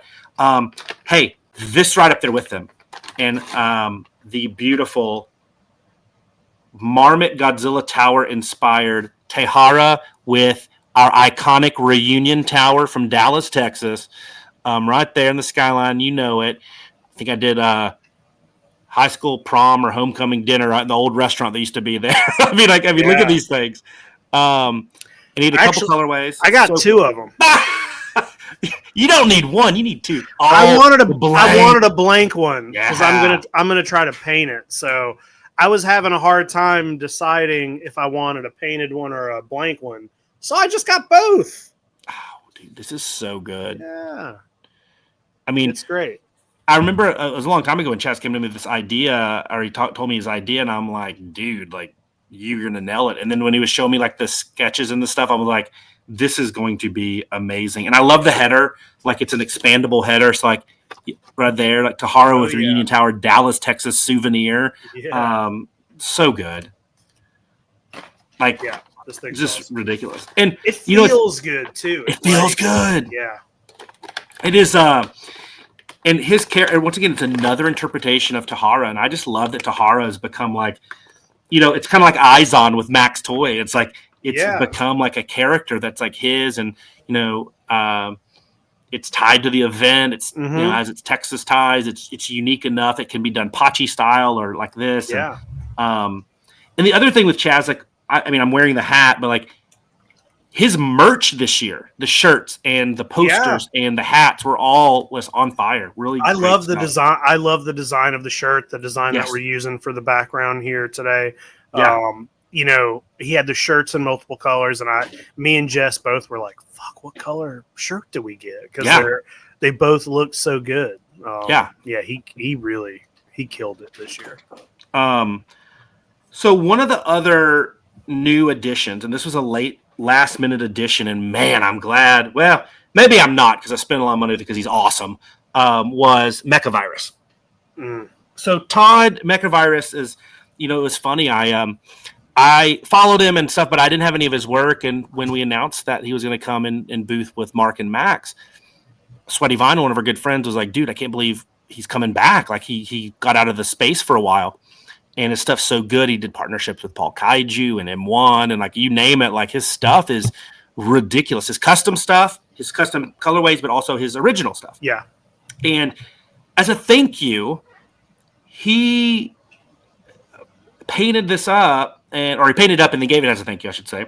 I love Fake Spectre Man from Awesome Toy, but this is with his custom colorway, and this is so good. It's a colorway I totally dig. I mean, he has like pro wrestling tights on here, and like the teals and the pinks and the green gold. I mean, it is so good, and the shading on it, like, he is not Pachi Spectre Man anymore. I mean, this is gorgeous, and like something about like the dude is beyond talented. Yeah. And had this been the only thing I got from him, I would have been a very, very happy Mechavirus collector. But you go to his table, and dude was working hard to get like all this stuff ready for Kaiju Go, because it was, like I said, a last minute thing. And I don't know how he got all this stuff done, but one of the things that just stood out to me when he released, like, here's what I'm going to bring. And I'm not super familiar with Mech Noise, the sculptor, and he's the one that did this creation, but the sculpt is phenomenal. And it's a cool toy, but the paint is really what brings it out. So this is this cool ancient judge with his awesome sword. Look at this sword, dude. Sword's gigantic. Yeah. And look at this guy. Okay, and kind of like makes me always do like Transformer, the movie vibes. With the guy, the Quintessence. Quintessence has like the head you can change. The judge, like this one is like a wolf-looking guy with horns and like a mask. Yeah, really cool. He's guy. Got like three. So he's got like three different faces, right? Yeah, and then like you have the Shredder style Warlord, and then you have this like skull spikes mask Warlord, and the details in here, it's kind of biomechanical, and you have the big face in the chest. Yeah, two faces in the chest, really, and it's just this organic and mechanical worlds fused together. It's gruesome and gnarly. Oh yeah, another face on the shoulders. Lots of horns, lots of wires, so cool. And so this ancient judge with this, I mean, look at this sword, dude. Look how big that is. Yeah. I mean, this thing, insane. The paint, look at the detail. I mean, every crack and crevice and nook. Oh, look, another face on the knees. So many faces, many faces, but it's so wonderful. And even, you could even turn him around the other way. And because the hands are, you can turn around like this, where where the hands go that way, and you can actually make him the other way as well because it's 3 fingers. So and the thumb is right down the middle, so it's symmetrical. So very cool stuff. I was just when I bought this, I just felt like I was cooler than I was before I had it. And you are. Yeah, I know. That's how toys work. This is so good. Like I'm like. I look at them like how do people make toys like this? But also like the paint is just. I don't understand how your brain does that. I know. It's ridiculous. It's so good, man. It's so good. And then I'll do one more real quick. Okay. So Neil Ewing was an addition this year, and Neil's great. I know Chaz was very stoked to get Neil Ewing. I have a handful of Neil's Gordons and his Rudies, the Triceratops and the Rhinoceros, respectively, and some other things that he's had. The Tyrant is a really cool Godzilla-esque type monster. But then he did this Gigantor-inspired piece, and though I'm not like the subject matter does nothing for me, it's not what I like, but the sculpt was silly and fun, but his paint, this was one that I totally, the matte look and feel of it is so good, and this is his, I think it's like this Tetsugai 27 or something. I forgot the actual name, but as the chain here on the hammer's falling down. But the matte on this, it makes it look like it's not Sofubi. It makes it look like it's, a toy that you might get from an American manufacturer or something like that. But like it's so good. Yeah. Neil's very, very talented, and this looks nothing like his other stuff. Right. And that's the thing that's so crazy is that he's able to do both equally good. Yeah, that thing's really cool. And listen, as an example about that not looking like his other stuff, I got this. Yes, look at that. I mean, yeah, these guys should not be from the same, the same imagination, the same mind. Like, but yet they are, and they're both awesome. That one is, I think, the Scrotor, I think he calls the Metaludin mutant, is going to be a signature piece. I think that's what he's going to be known for. Is that? I think so too. And he had multiple colorways of this, and they were all really good. But I wanted the one that looked like the traditional metal. Well, and that colorway's cool anyway. Like it's not like the traditional's monochromatic. Right, it's a cool colorway anyway. Yeah, this guy just looked cool. So yeah. That's my Neil pick. Jess picked up a couple of his little, dinosaurs and stuff. Yeah. Oh, they're so good. This guy. That is one of those like packing personality into a little figure. And speaking of, my next one is even smaller and even more personality. Dirt House Vinyl was back this year. He had people loved his stuff last year, and he came back with even wackier stuff. And I grabbed this little happy, cartoony Cobra Man driving an evil car because he does that, and this little cat that goes with it. We don't know why, but whatever. It's awesome. But he has so many like little funny like frogs and spaceships and trains and stuff. But then he has like big, gross goblinoids. He has a little bit of everything too. Dirt House is great. It's good, a good toy maker and a local Austin base or Texas maker as well. But like I love this little crazy Cobra dude. Look at that guy. He's just having so much fun driving his car. He has arms apparently. I don't know. His stuff makes me smile. Yeah, it's good. Really... Now, the next artist, another Texas guy that's actually he was there last year with his buddy Resin Blood, and this year he was there with his partner, who she does some really cool gremlins and stuff as well. But I had to pick up.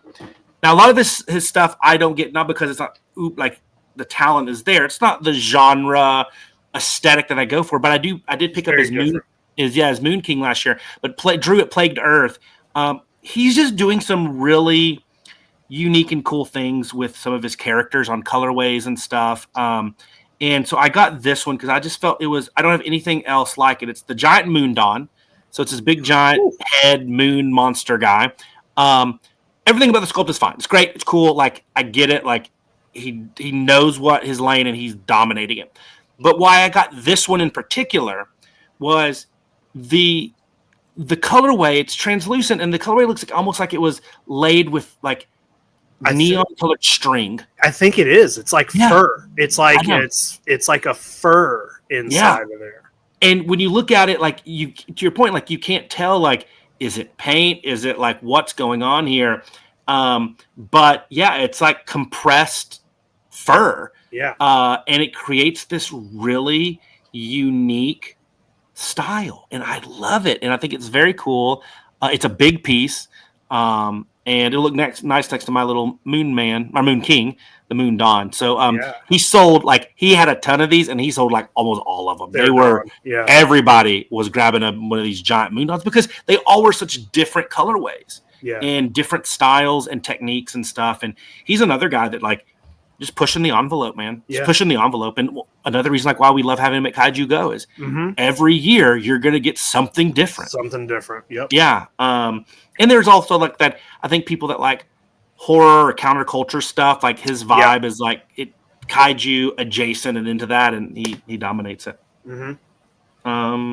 Speaking of somebody that is very different than that, but no less amazed that he was at our show, was the wonderful Mr. Goblin himself, Wonder Goblin, and another huge hit. I mean, I think his table was awesome. Nice guy. Like he's so great, but I was able to pick up a few things. Well, I say in the middle thing, thank goodness you were able to go and grab it. I wasn't able to get any of the main stuff because he, like, literally before the show start, like, this is 50% my freaking show, and somehow I can't even get the Wonder Goblin stuff. No, it was great. I hope he had a great time and sold a lot. It looked like he did. Yeah.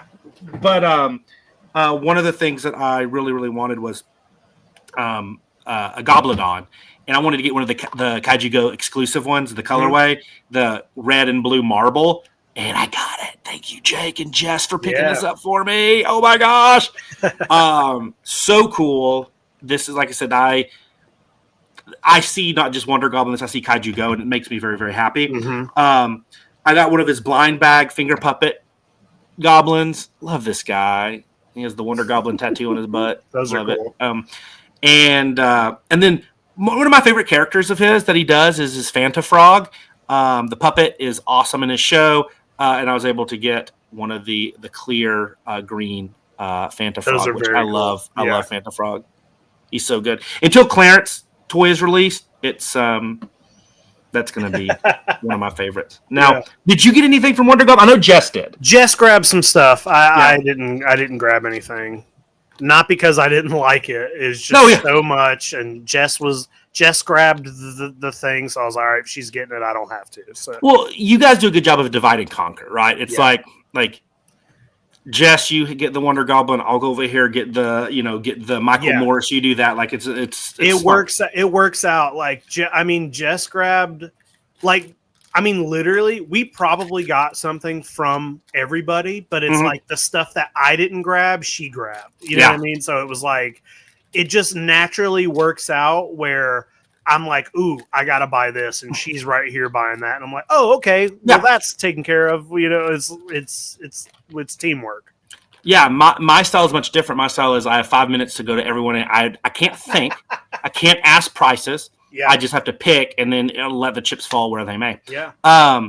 Hey, now did you get? I know you did. I saw it yesterday on Toy Anxiety. But how about Michael Morris? Oh yeah, and his mom. Yeah, she's a dude. She's a seller. She kicked butt. She sold me this shirt. Yeah, his stuff is great, and every year it's like, oh, you almost forget Michael Morris is going to be there because it's like it's inevitable. He's going to be there because it just can't have Kaiju Go without Michael Morris. Yeah. And literally within 24 hours of the show, he gives us one of the coolest things of the whole show, the Inframan mask. I mean, look at that. It's so good. Yep. I mean, like, I had Ultra 7. It kind of looks like I'm wearing it. I know, right? It does. It does, dude. And look, and now I have Inframan. There you go. Ultra 7, Infra 7. This is Infra 7. There you go. It's so good. Yeah. Everything about it. Yeah. I mean, I almost, because he was not at this booth when I was doing my run through. He actually gave me to this at the very end, and I almost I feel weird that I didn't buy more from him. I normally do. So same. I kind of went in. I bought a good amount of stuff from him. Last year I bought a big Goji, and then I also have a couple of his Ultramans. I have a couple of different colorways, and I kind of went into this thinking like, ooh, am I going to get more colorways of these figures? But for now I got the shirt and the mask.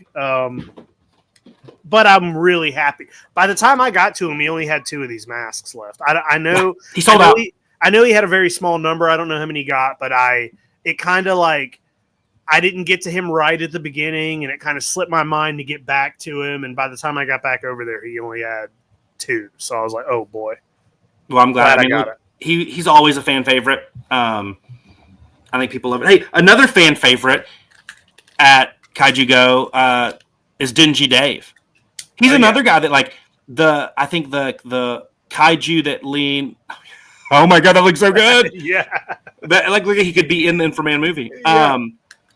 Dingy, I feel like really captures that horror and kaiju vibe and his stuff with his resin stuff, his vinyl stuff. But he gave me his little gargoyle from his Creatures of Decay. I mean, this thing is so good. Yep, we got one of those too, but Jess has it. Nice. I mean, so I love his paint. I mean, his paint work is top tier. Yeah. I mean, like, I still think of that eyes on he did where the eyes looked like they were real. Like, it was just ridiculous. Love Dingy. Okay, so and this I count as a Kaiju Go, but I did a little finagling before Kaiju Go. So, I don't have a Kaiju cream, and I love Kaiju cream because I was like, first off, like, they all sell out in 14 minutes. Yeah, which is amazing, and like I want those people to get it and stuff. I want one that like I have a connection to. I just don't want to get one. Sure. And when we were able to, we knew we were going to ask Octeel. I was like, hey, like, come on, like I got to get a Kaiju Go cream. And so he one-upped me, and instead of getting Kaiju like the ones they were selling there, he actually gave me. I bought his prototype. For the oil slick. So this is the prototype release of Kaiju Cream, the Kaiju Go oil slick variant. I'll cherish this. This is one that's crazy. I mean, Octeel's such a good dude. This toy is an amazing toy. I feel like without this toy, he doesn't get on Mondo's radar. He doesn't do the Godzilla UFO, which we all love. So love this toy. Very, very, very cool. Because it's a prototype, because it's tied to Kaiju Go, it means a lot. So, that's awesome. That's an important figure in your collection. Yeah, it is 100%. Yeah, 100%. And hopefully he had a great time because we would love to have him. I picked up another lucky spine from him. I have a couple of these. Love that one. I have a couple of these now, but I love them. And he had a bunch of he had a bunch of colored blanks. So I grabbed this purple one. I love it. Yeah, those are really cool. I'm gonna have to grab one at Decon because I'm sure he'll have some. He'll have a ton. Jess was wearing my other one around. He attached it to her belt loop and was wearing it at Kaiju Go. That's amazing. I didn't even notice that. We mentioned this guy earlier, and like why. I'm so glad he came back to Kaiju Go. He was at the first one, but then he wasn't able to come last year, and it really kind of hurt. Because like he's so good and he had just such a good vibe, and that's Chance Priest. And I'm trying to open these up here. I snagged 2 things from him. Well, 3. One for my son. I got him one of his Kongs, Godzillas. But I had to get a Mega Kong because I think he does the best Mega Kong ever. I got one too. Yeah, you got like the one I was targeting, but I was very happy with this one too. I love his Mechalon. I love it so much. It's perfect. This was something I knew I wanted to pick up going in. Whenever I saw he was going to be there and he was posting, this was one of. I only had a few things that were like targeted. Like I have to pick this up, and this Megalon was one of them. I love this. His stuff is so reasonably priced. It's so fun. He has a crazy variety of stuff from his Warriors of the Universe line, from his fetish figures, from these things like his Kongs. And then, of course, I had to get one of my favorite, and I love this sculpt of his too. Oh, my God, another great one. his Titano Kong, which may look like Titanosaurus, but it's so good because it's just very Chance Priesty.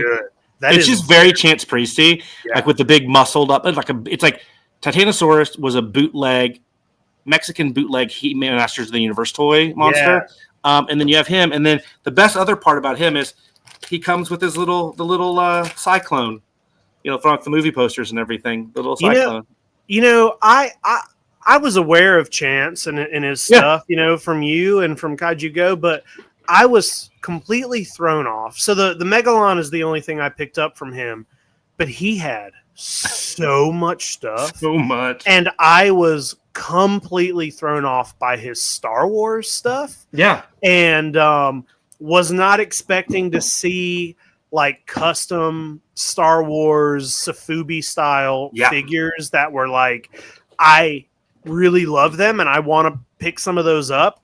I did not allow myself to do that at Kaiju. I was like, Star Wars is not. I was like, not today. I can't do Star Wars today. We're doing Kaiju.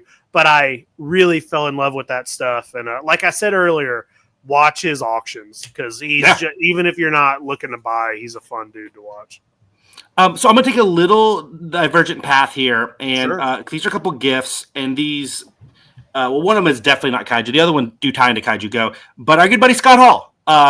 He's come to a couple of these events now with us. He's just a good dude. And we bonded, not just over Godzilla, but we bonded over, he's a big activist in the Save the Rhinos and Rhinoceros community. And he lives down near the Rhinery down in San Antonio area and the Hill Country in Texas. And he does some stuff with them. And he made this little rhino bust mold that he sculpted that they sell these. They hopefully start selling these at the Rhinery.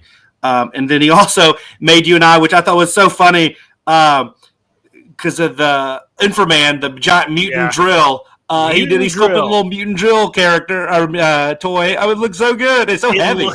It looks basically exactly like he does in the movie. I want to put him on a speedboat. He got me one too, but mine's still packed. You had to ship me some stuff. My that's still packed away in my box. But yeah, dude. So good, Scott. I'm so happy with the Inframan stuff that we were able to get at the show. So maybe I need to put. I don't want to cover up his sculpt, but maybe I have to put the Michael Morse mask on him. And the other thing is a guy that I know he listens to the show, and him and his son were at Kaiju Go. I've actually met him at Leviathan because everybody meets everybody at Leviathan.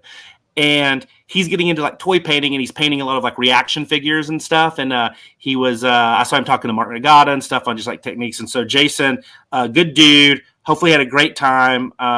But he painted this cool little Godzilla reaction. Going to be cool. Like Kaiju Go colors here, the red and white. Like it's very cool stuff. Well, Devil Dinosaur meets Kaiju Go. But keep working, Jason. Like your stuff was great on a lot of people. We're talking about it. So really cool stuff. So after that, we got to talk about the Nagatas. You also picked me up with some amazing stuff from Mark and Max. And grab this here real quick. Sorry, I have to get off screen a little bit to like grab this stuff. You're good. But this Izon, talk about paint. Oh my gosh. Look at this. Look at this. Look at this. The lava cracks. I mean, this is the work of a master. Yeah. It's so, and I have Izons. I have amazing Izons. This one is one of my favorite. And the best part is he had this little mini Neo Izon done in the same style. Yeah. Like, oh my gosh. Like, Nagatas. Like, stop being awesome. These are one of ones. This one right here is just, I don't know. That paint's insane. It takes my breath away. It really does. And his stuff is just otherworldly good. We also got our first Izon. This is the first one. Same sculpt there, but crazy paint job. Another 101. It's awesome. I've been wanting one of these for a while. I've been wanting to get some good Mark Nagata pieces for a good while, but this is the first like we were there scoping out those Izons for you, and I was like, oh, we need one of these. So Yeah, me and Jess were you like, do. I love the red horns. Man, I kind of want to get, I was looking through his book, and, in his book, it's got pictures of like his, I don't know when he started using this sculpt, but he has other. Yeah, the older ones, Yeah, there's like a vintagey Izon sculpt, and I was looking, I was like, whoa, I want one of those now too to kind of go with this guy. But oh, and there's Neo Izon, there's Shin Izon, there's Giant Izon, there's Mini Izon, and like, is it Little Izon or something? There's so many different variants. It's ridiculous. There's a bunch, but man, some of these whatever this guy is, this kind of vintagey looking, the Tokyo colorway style. It almost looks like an old Marmit or something. Yeah. Like, I love that sculpt, but yeah, dude, first Izon, I'm very excited about it. What else you got? Oh, so speaking of Mark, but not necessarily Mark only, I think the Jenny Cherry table was one of the most frequented when we were there. Like, I think people just zeroed in and just like went after and got all of the Jenny Cherry stuff right away, because I felt like she sold out. I had a panic attack when I saw Jenny Cherry's table. So. Yeah. So I was able to get, because I didn't know what I wanted, because I wanted all of it, right? And so I went with this one because I love Drazaron, a Mark Nagata original kaiju character in the Captain Max line, and then she did her Atomic Sugar colorway, which is this translucent rainbow glitter everything. But what got me was the teeth and the eyes. So the teeth are candy striped, which is cool. But if I can get a close up here in this eye, just the detail and like the little hearts and stars and stuff in the eye are otherworldly. I love this. Drazaron has never looked so cool. And this piece was one of my favorite pieces I own now. I mean, so I got in there pretty early. I got in there before you did, and I was scoping out that toy. Yeah. And if she didn't have the toy that I bought, that would have been my second choice. That is a beautiful, beautiful toy, and I'm really glad you picked it up. Yeah. But that's not all. My wonderful daughter loves Jenny Cherry, and she got the kawaii, the painted kawaiju, and then one of the Darumas. But I had to get, because was it what is his name? The artist, kind of like she works with Frank Mysterio a lot. She works with Doku Total, I believe is his name. But he does Godzilla, which is obviously like a Aztecian kaiju lizard monster, which is the sculpt I love. But I got her kind of atomic sugar version of that, and so I was able to get this guy as well. Which I love his sculpt. It's amazing. It's wonderful. It's just that cool Aztec wild vibe, and the eyes down here as well. Like, it's her stuff is awesome. It just brings a totally new dimension in life to this. Yeah. So very excited that I was able to snag that from Jenny Cherry. And then the next few things that I got are more kind of in the 2D realm, because we had a few guys that do prints and stuff there. Yeah. I mean, just a few. Actually, before that, though it's still 2D, kind of 2D. Let's talk about accessorizing. Good buddy of mine went to Spider's Cave and got me this. Look at this. Boom! A Spectre-Man Dr. Gory pin that is so cool. Look at that. Yeah. I love it so much. I mean, this is why we exist as a human race, is to do this stuff. It's so good. So the next few things I have, like I said, before I do my final thing, they're just amazing prints for amazing people. And you're going to get tired of us saying this, but Tom Whalen and Attack Peter, two of the nicest human beings you'll ever meet. We were obviously honored to have their talent at our show, but more just to have the people there. And I'm glad that they had a good time, and Peter and Gabby and Tom. And but I had to buy some stuff because Tom and Peter both brought some heat, dude. Yeah. And so I got a couple marker cards from Tom.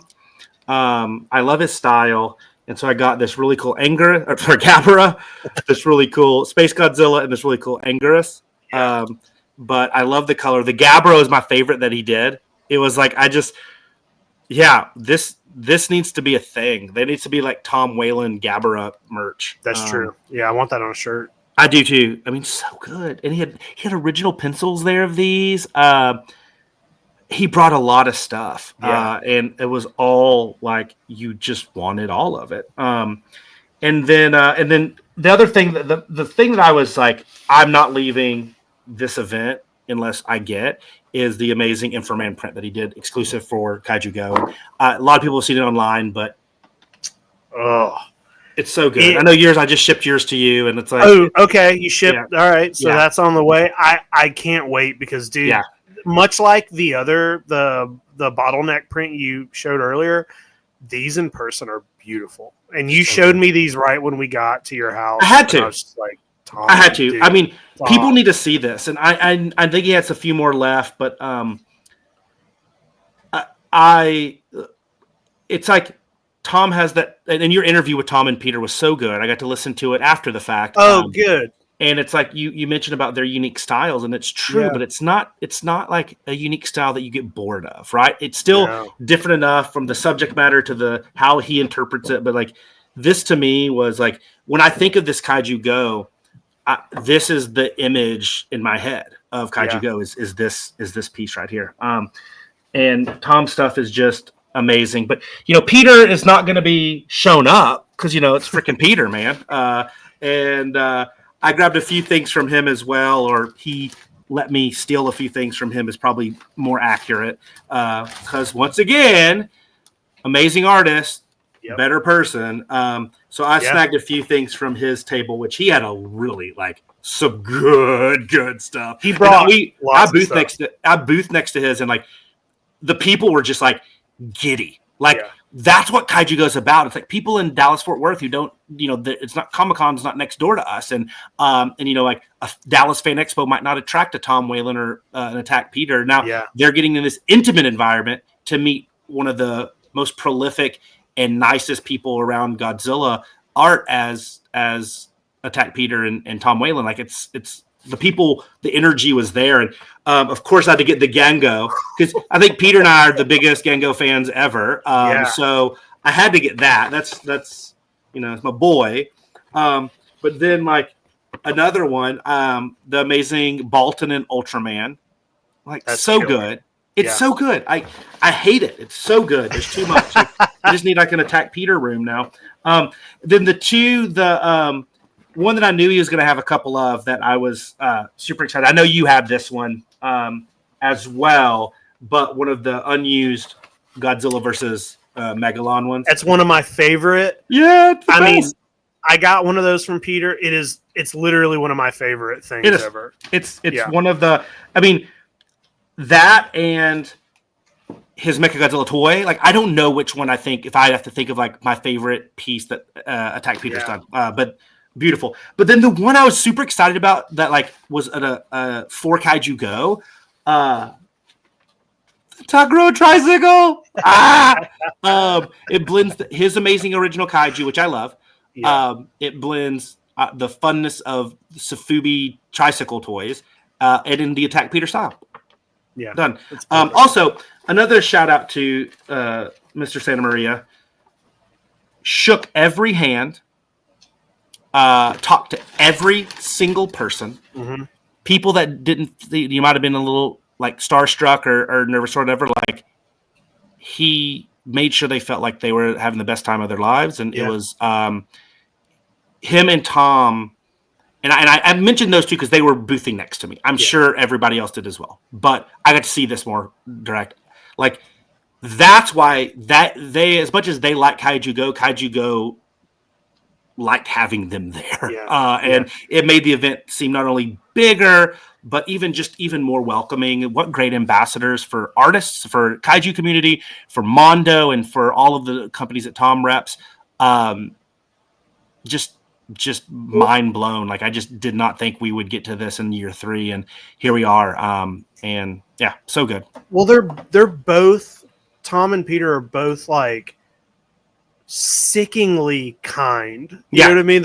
They're such good people. They are so fun to hang out with, and I'm really happy to actually be friends with those dudes.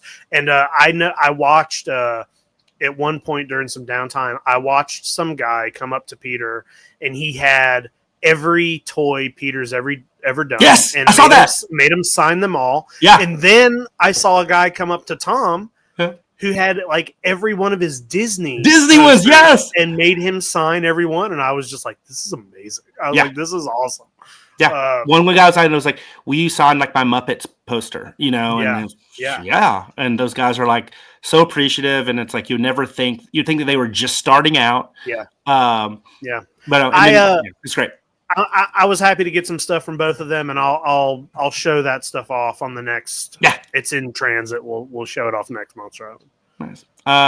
So I'm done with my Kaiju Go pickups. It was a busy Kaiju Go, but I have one more pickup I will save for the end. Save it for the very end? Yeah. All right. Let me knock out the rest of mine.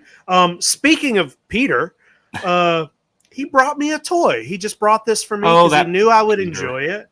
He knew I would like it, but he brought me this crazy translucent, I believe this is a Marmit. Yes, a Marmit. Yeah. Shark Man. Love it. I love this. This is going to go on my shark shelf. This is great, Peter. Thank you so much. Love this guy.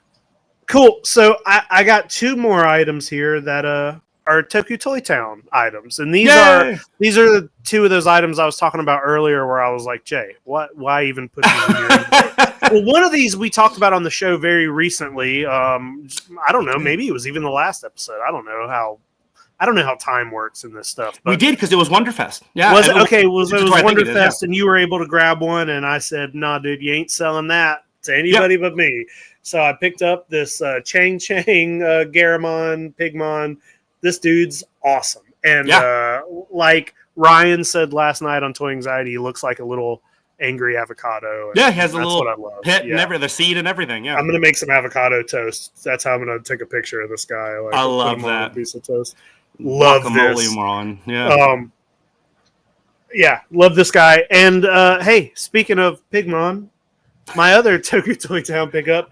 This one specifically, it's like, how dare you try to sell this? This Ultraman Kids squirt toy. You handed me this to put it on a shelf, and I said no. And I said, Jess, put this in the bag. This is awesome. I love that it's in this display, because I'm going to be able to hang this in my room somewhere. This is awesome. It's like a little squeeze. Yeah. Little squeeze toy or something. Yeah, this is awesome. This is my jam. These are beautiful pickups. Thank you, Jay. The Chang one's amazing. Yeah. The squirt toy and the Garamon CD, like, I had a feeling you would have it, but like what I do is like, I want to give you first dibs. Sure. I would buy them anyway, because I do think like people will buy. I think they will be right. People will buy. So if you're like, cool, it didn't matter. I didn't want you to feel like I was getting you something that you were like, felt obligated, because I didn't ask. I just said, well, you know, the Chang and the CD were not instant.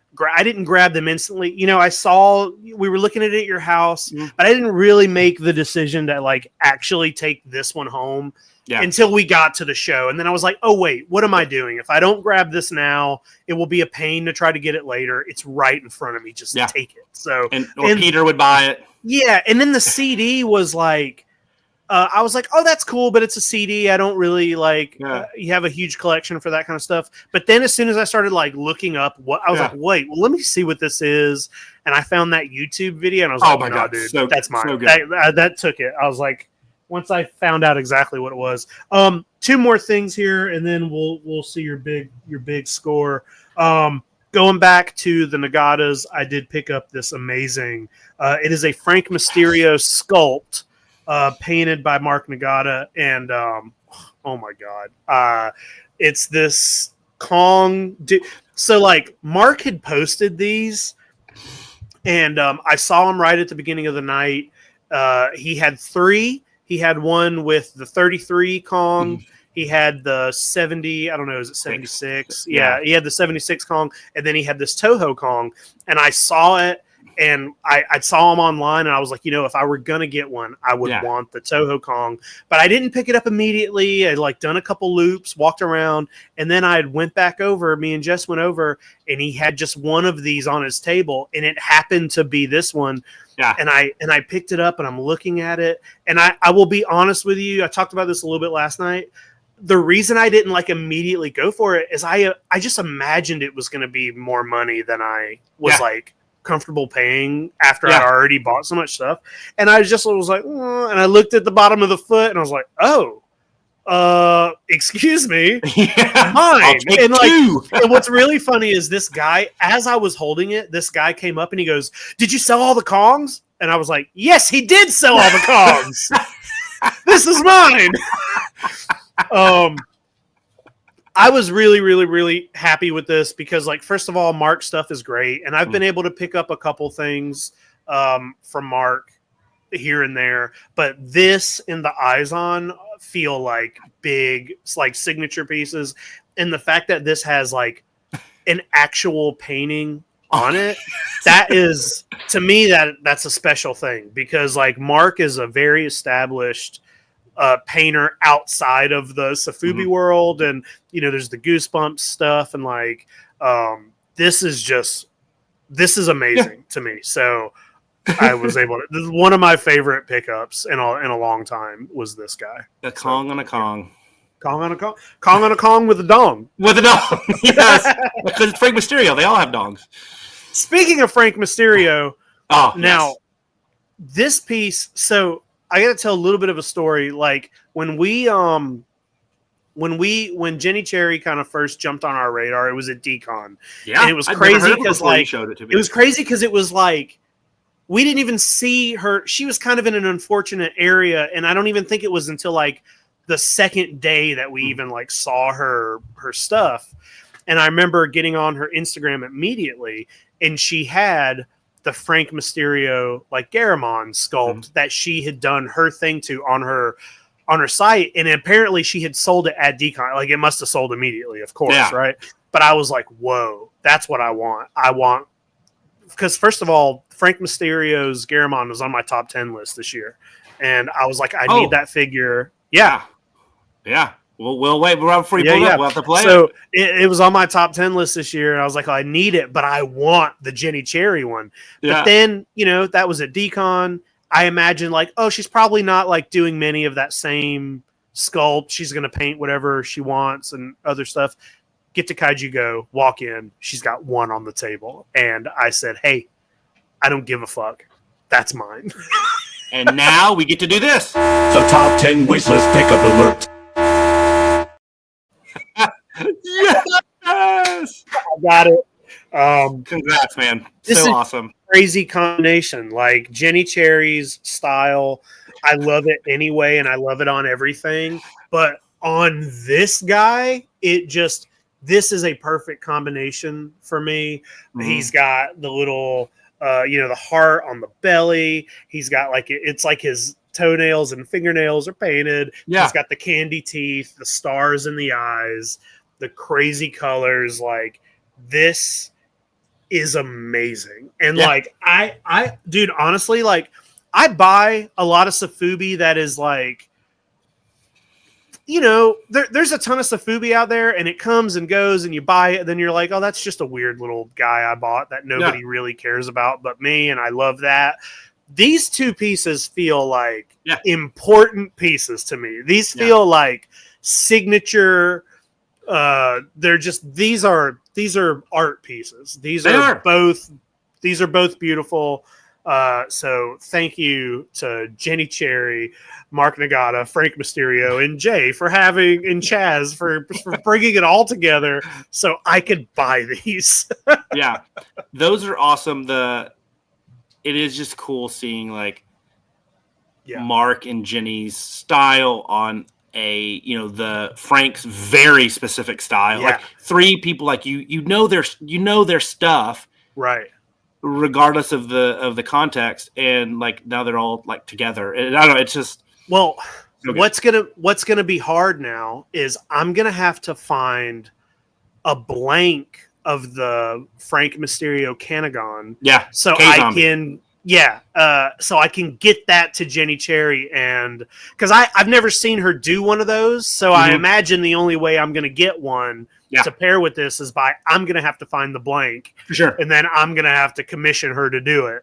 But I need the 2 of them together on a shelf. So I really want to get her one from her Cotton Candy series because I think those are really good too. The more pastels and stuff like that. I mean, it's already in my head that like we're gonna see her again in 2 to 3 months at Decon, and it's like, what am I gonna do? Yeah, for sure. No, those are my pickups, man. That's everything. We did a good job at Kaiju Go. We did. We got a lot of stuff. Crazy. Yeah, it was a crazy. Well, I got one more pickup, and this is when I got it before Kaiju Go, but it didn't come in until afterwards. But it's been a long time coming, and it is definitely one of these. The top 10 wishlist pickup alert. In fact, it's number 1. It is my 9th of 10 on my top 10 list. I have one that is just I've not been able to find, but after much debate and discussion and whatever, kind of the spoils of G-Fest allowed me to make one splurge, and I got from little artist known as NeoPlayerOne. I got the 95 Desu Goji. I got him. He's in the collection officially. What a little chunk. I mean, it's the presence it commands is, you're just kind of like talking about those 2 toys you have, like, it's there, it's not a shelf filler. It's like, it needs its own enclosure. Jay, put him in front of your face so he's not blurry. There you go. God, look at that fucking toy. That's beautiful. Dude, the spines look so good on that guy. The wisps of air. This was the first colorway they released. This is my favorite colorway. I've been eyeing this one. And it just was not a reality until it was a reality. But it is just, I feel very completed after having this. I mean, I do, like, I feel like, especially from a NeoPlayerOne standpoint, of course I'd love one of the Space Godzillas. Duh, who wouldn't, right? But this one and the Blue 64 I've always been my favorite from that initial release, that initial wave. And now that I have both of them, it took me a while to get the 64. And this one, like, I feel from a NeoPlayerOne standpoint, like, I feel really happy and content. Between that, I do have a Hedera as well, but these are those 2 were the ones that I was really, really going after. The other stuff is great. 54 is great. That's the best one, I think. And I mean that in the sculpt and the color. Yeah. I think it just shows, like, the reason this in the Blue 64, like, to me, are like why I felt like, oh my gosh, NeoPlayerOne is a massive disruptor in the Sofubi space in a positive way. Yeah. And they've gone on, obviously, to prove that out. But those 2 were the ones that, like, when I think of NeoPlayerOne, that's what pops into my head, right? When I think of Marmit, I think of, like, the Godzilla Tower, right? And when I think of Marasan, I'll personally always think of Godzilla 89. But the NeoPlayerOne, it's this 95 and the 64, the blue one. So this was a huge, I felt like really accomplished when I got it. And it's made me very, very happy having it in the collection. And it was weird, like, having it after Kaiju Go come in, like, arrive, like, because I just got all this amazing cool stuff, and it's like I don't want it. I was worried that, like, one would, like, kind of alleviate the just the happiness from them, and it didn't. It's the whole it's just as cool. Shared pain is less and shared joy is increased type thing. Like, it's that. So So I mean, I finally got him. Now I just gotta find a place for them. That's crazy, dude. Jay, one of the funnest parts about Kaiju Go, or just coming to visit you, is seeing your collection room, because it's always, even though every Sofubi you get, I see. Yeah, you've seen it. I see everything, but it's impossible to remember everything. Oh, and seeing it, I mean, you know this. Seeing a certain Sofubi piece in person is so different, and for me, sometimes like will completely derail what I think I know about Sofubi. You know, like, I mean, you heard me talking about it on Toy Anxiety last night about how like some of the older collections, some of the more vintage toys I've never really cared about until holding it in your hand, and then it's like you just feel completely different. I imagine it's probably like what having a child is like. I'm never going to know that. Yes. So the same. But I love I love being in your collection room, and it was really fun hanging out in there and seeing the new things and seeing how your collection room's coming. And you know, I mean, you have a collection house, but like it's always changing. Yeah, I'm actually like, I've been like the last like 24 hours, legitimately, no joke, like contemplating like a pretty big shift in the toy room, but more on the walls. Because I have so many more prints that I like, and some maybe that I don't need as much anymore. Sure. And I have all the stuff from Kaiju Go and everything. I have a bunch of space for this. That's yeah. I mean, it's a lot. But you know, that's fun. It's a good problem to have. You know, problem to have. That means you have cool toys. But it's inspiring to like come and see your collection and see how you have it, because then I'm like, oh, it makes me think about mine, and I'm like, oh, I should probably do this, or I should get something. And same with like Craig has been changing his collection stuff recently, so it's like gives me ideas on what I need to do in my toy room. And I mean, I haven't put up my stuff from G-Fest yet. I haven't been able to. I just haven't been able to. So all my G-Fest pickups are in my toy room in a little area, not put up anywhere. And now so it's like, that's a big, hey, G-Fest, and this is a big pile of stuff.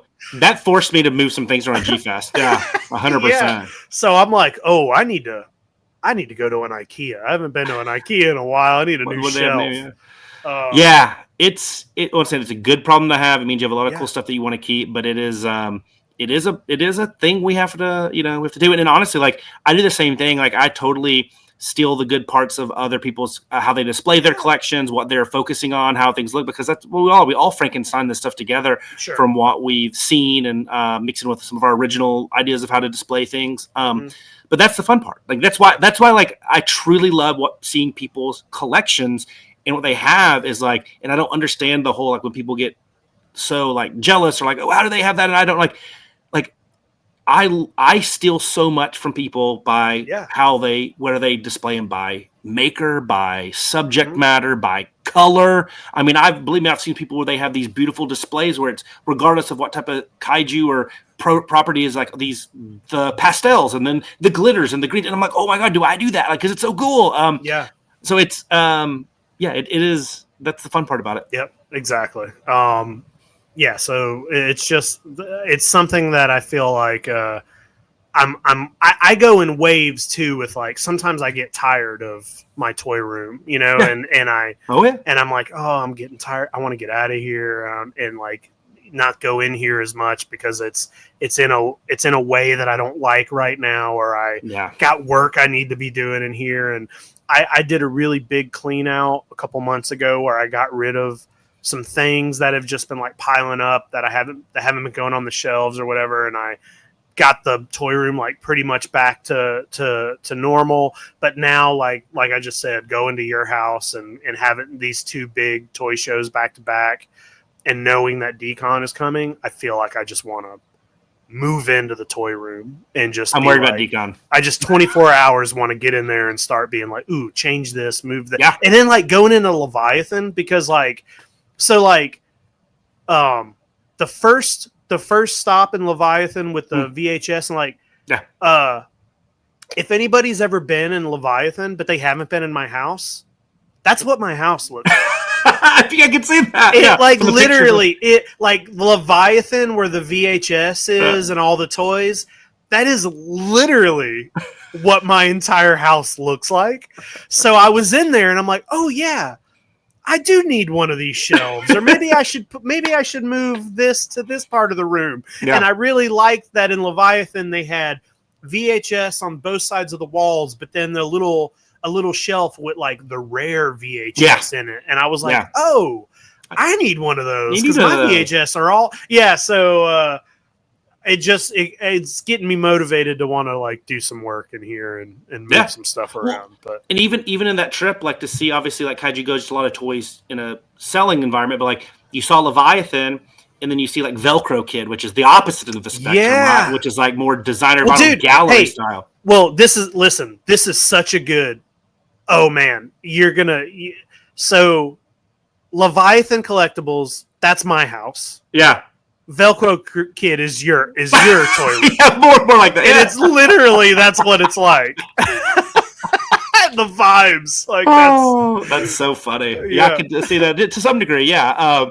Oh man, that's so funny. But hey, you can if you're in the Dallas Fort Worth area, you can hit both in the same day.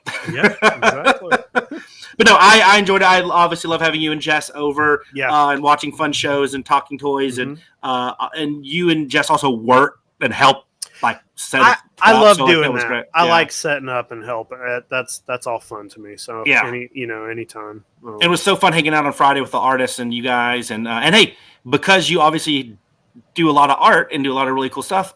Now you're forever going to be in that wall, that pantheon of great kaiju artists. So stressed out about that. I was like, oh, I wonder if they can paint over mine and let me redo it. It was very honored to be asked to do that, but it stressed me out so much, and I hate every piece of art that I do.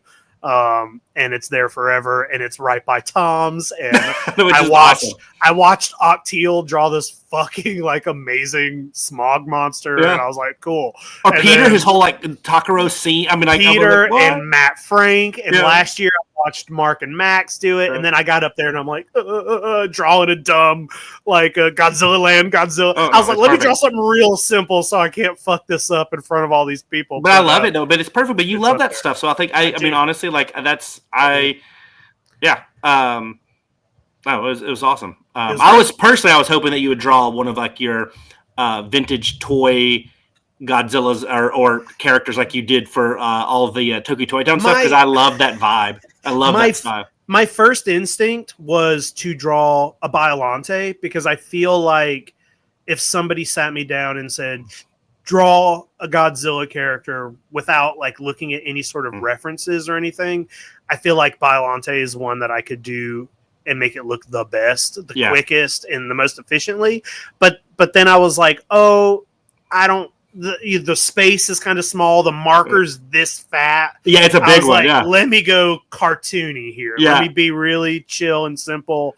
And so I did Godzilla Land. It's perfect. I'm happy. I love it. That. So I love it. Hey, this is a long episode. Thank you to anybody who stuck through and checked out all these pickups. Please get your Kaiju Go tickets as soon as they go on sale for next year, because it's gonna sell out again, and we don't need it. We probably will lock in the date with the theater in like the next couple of weeks. Yeah, there you go. It's happening, guys. It's gonna happen quickly. We'll see you back here in 2 weeks. And Jay, you got anything else? Bye. Bye.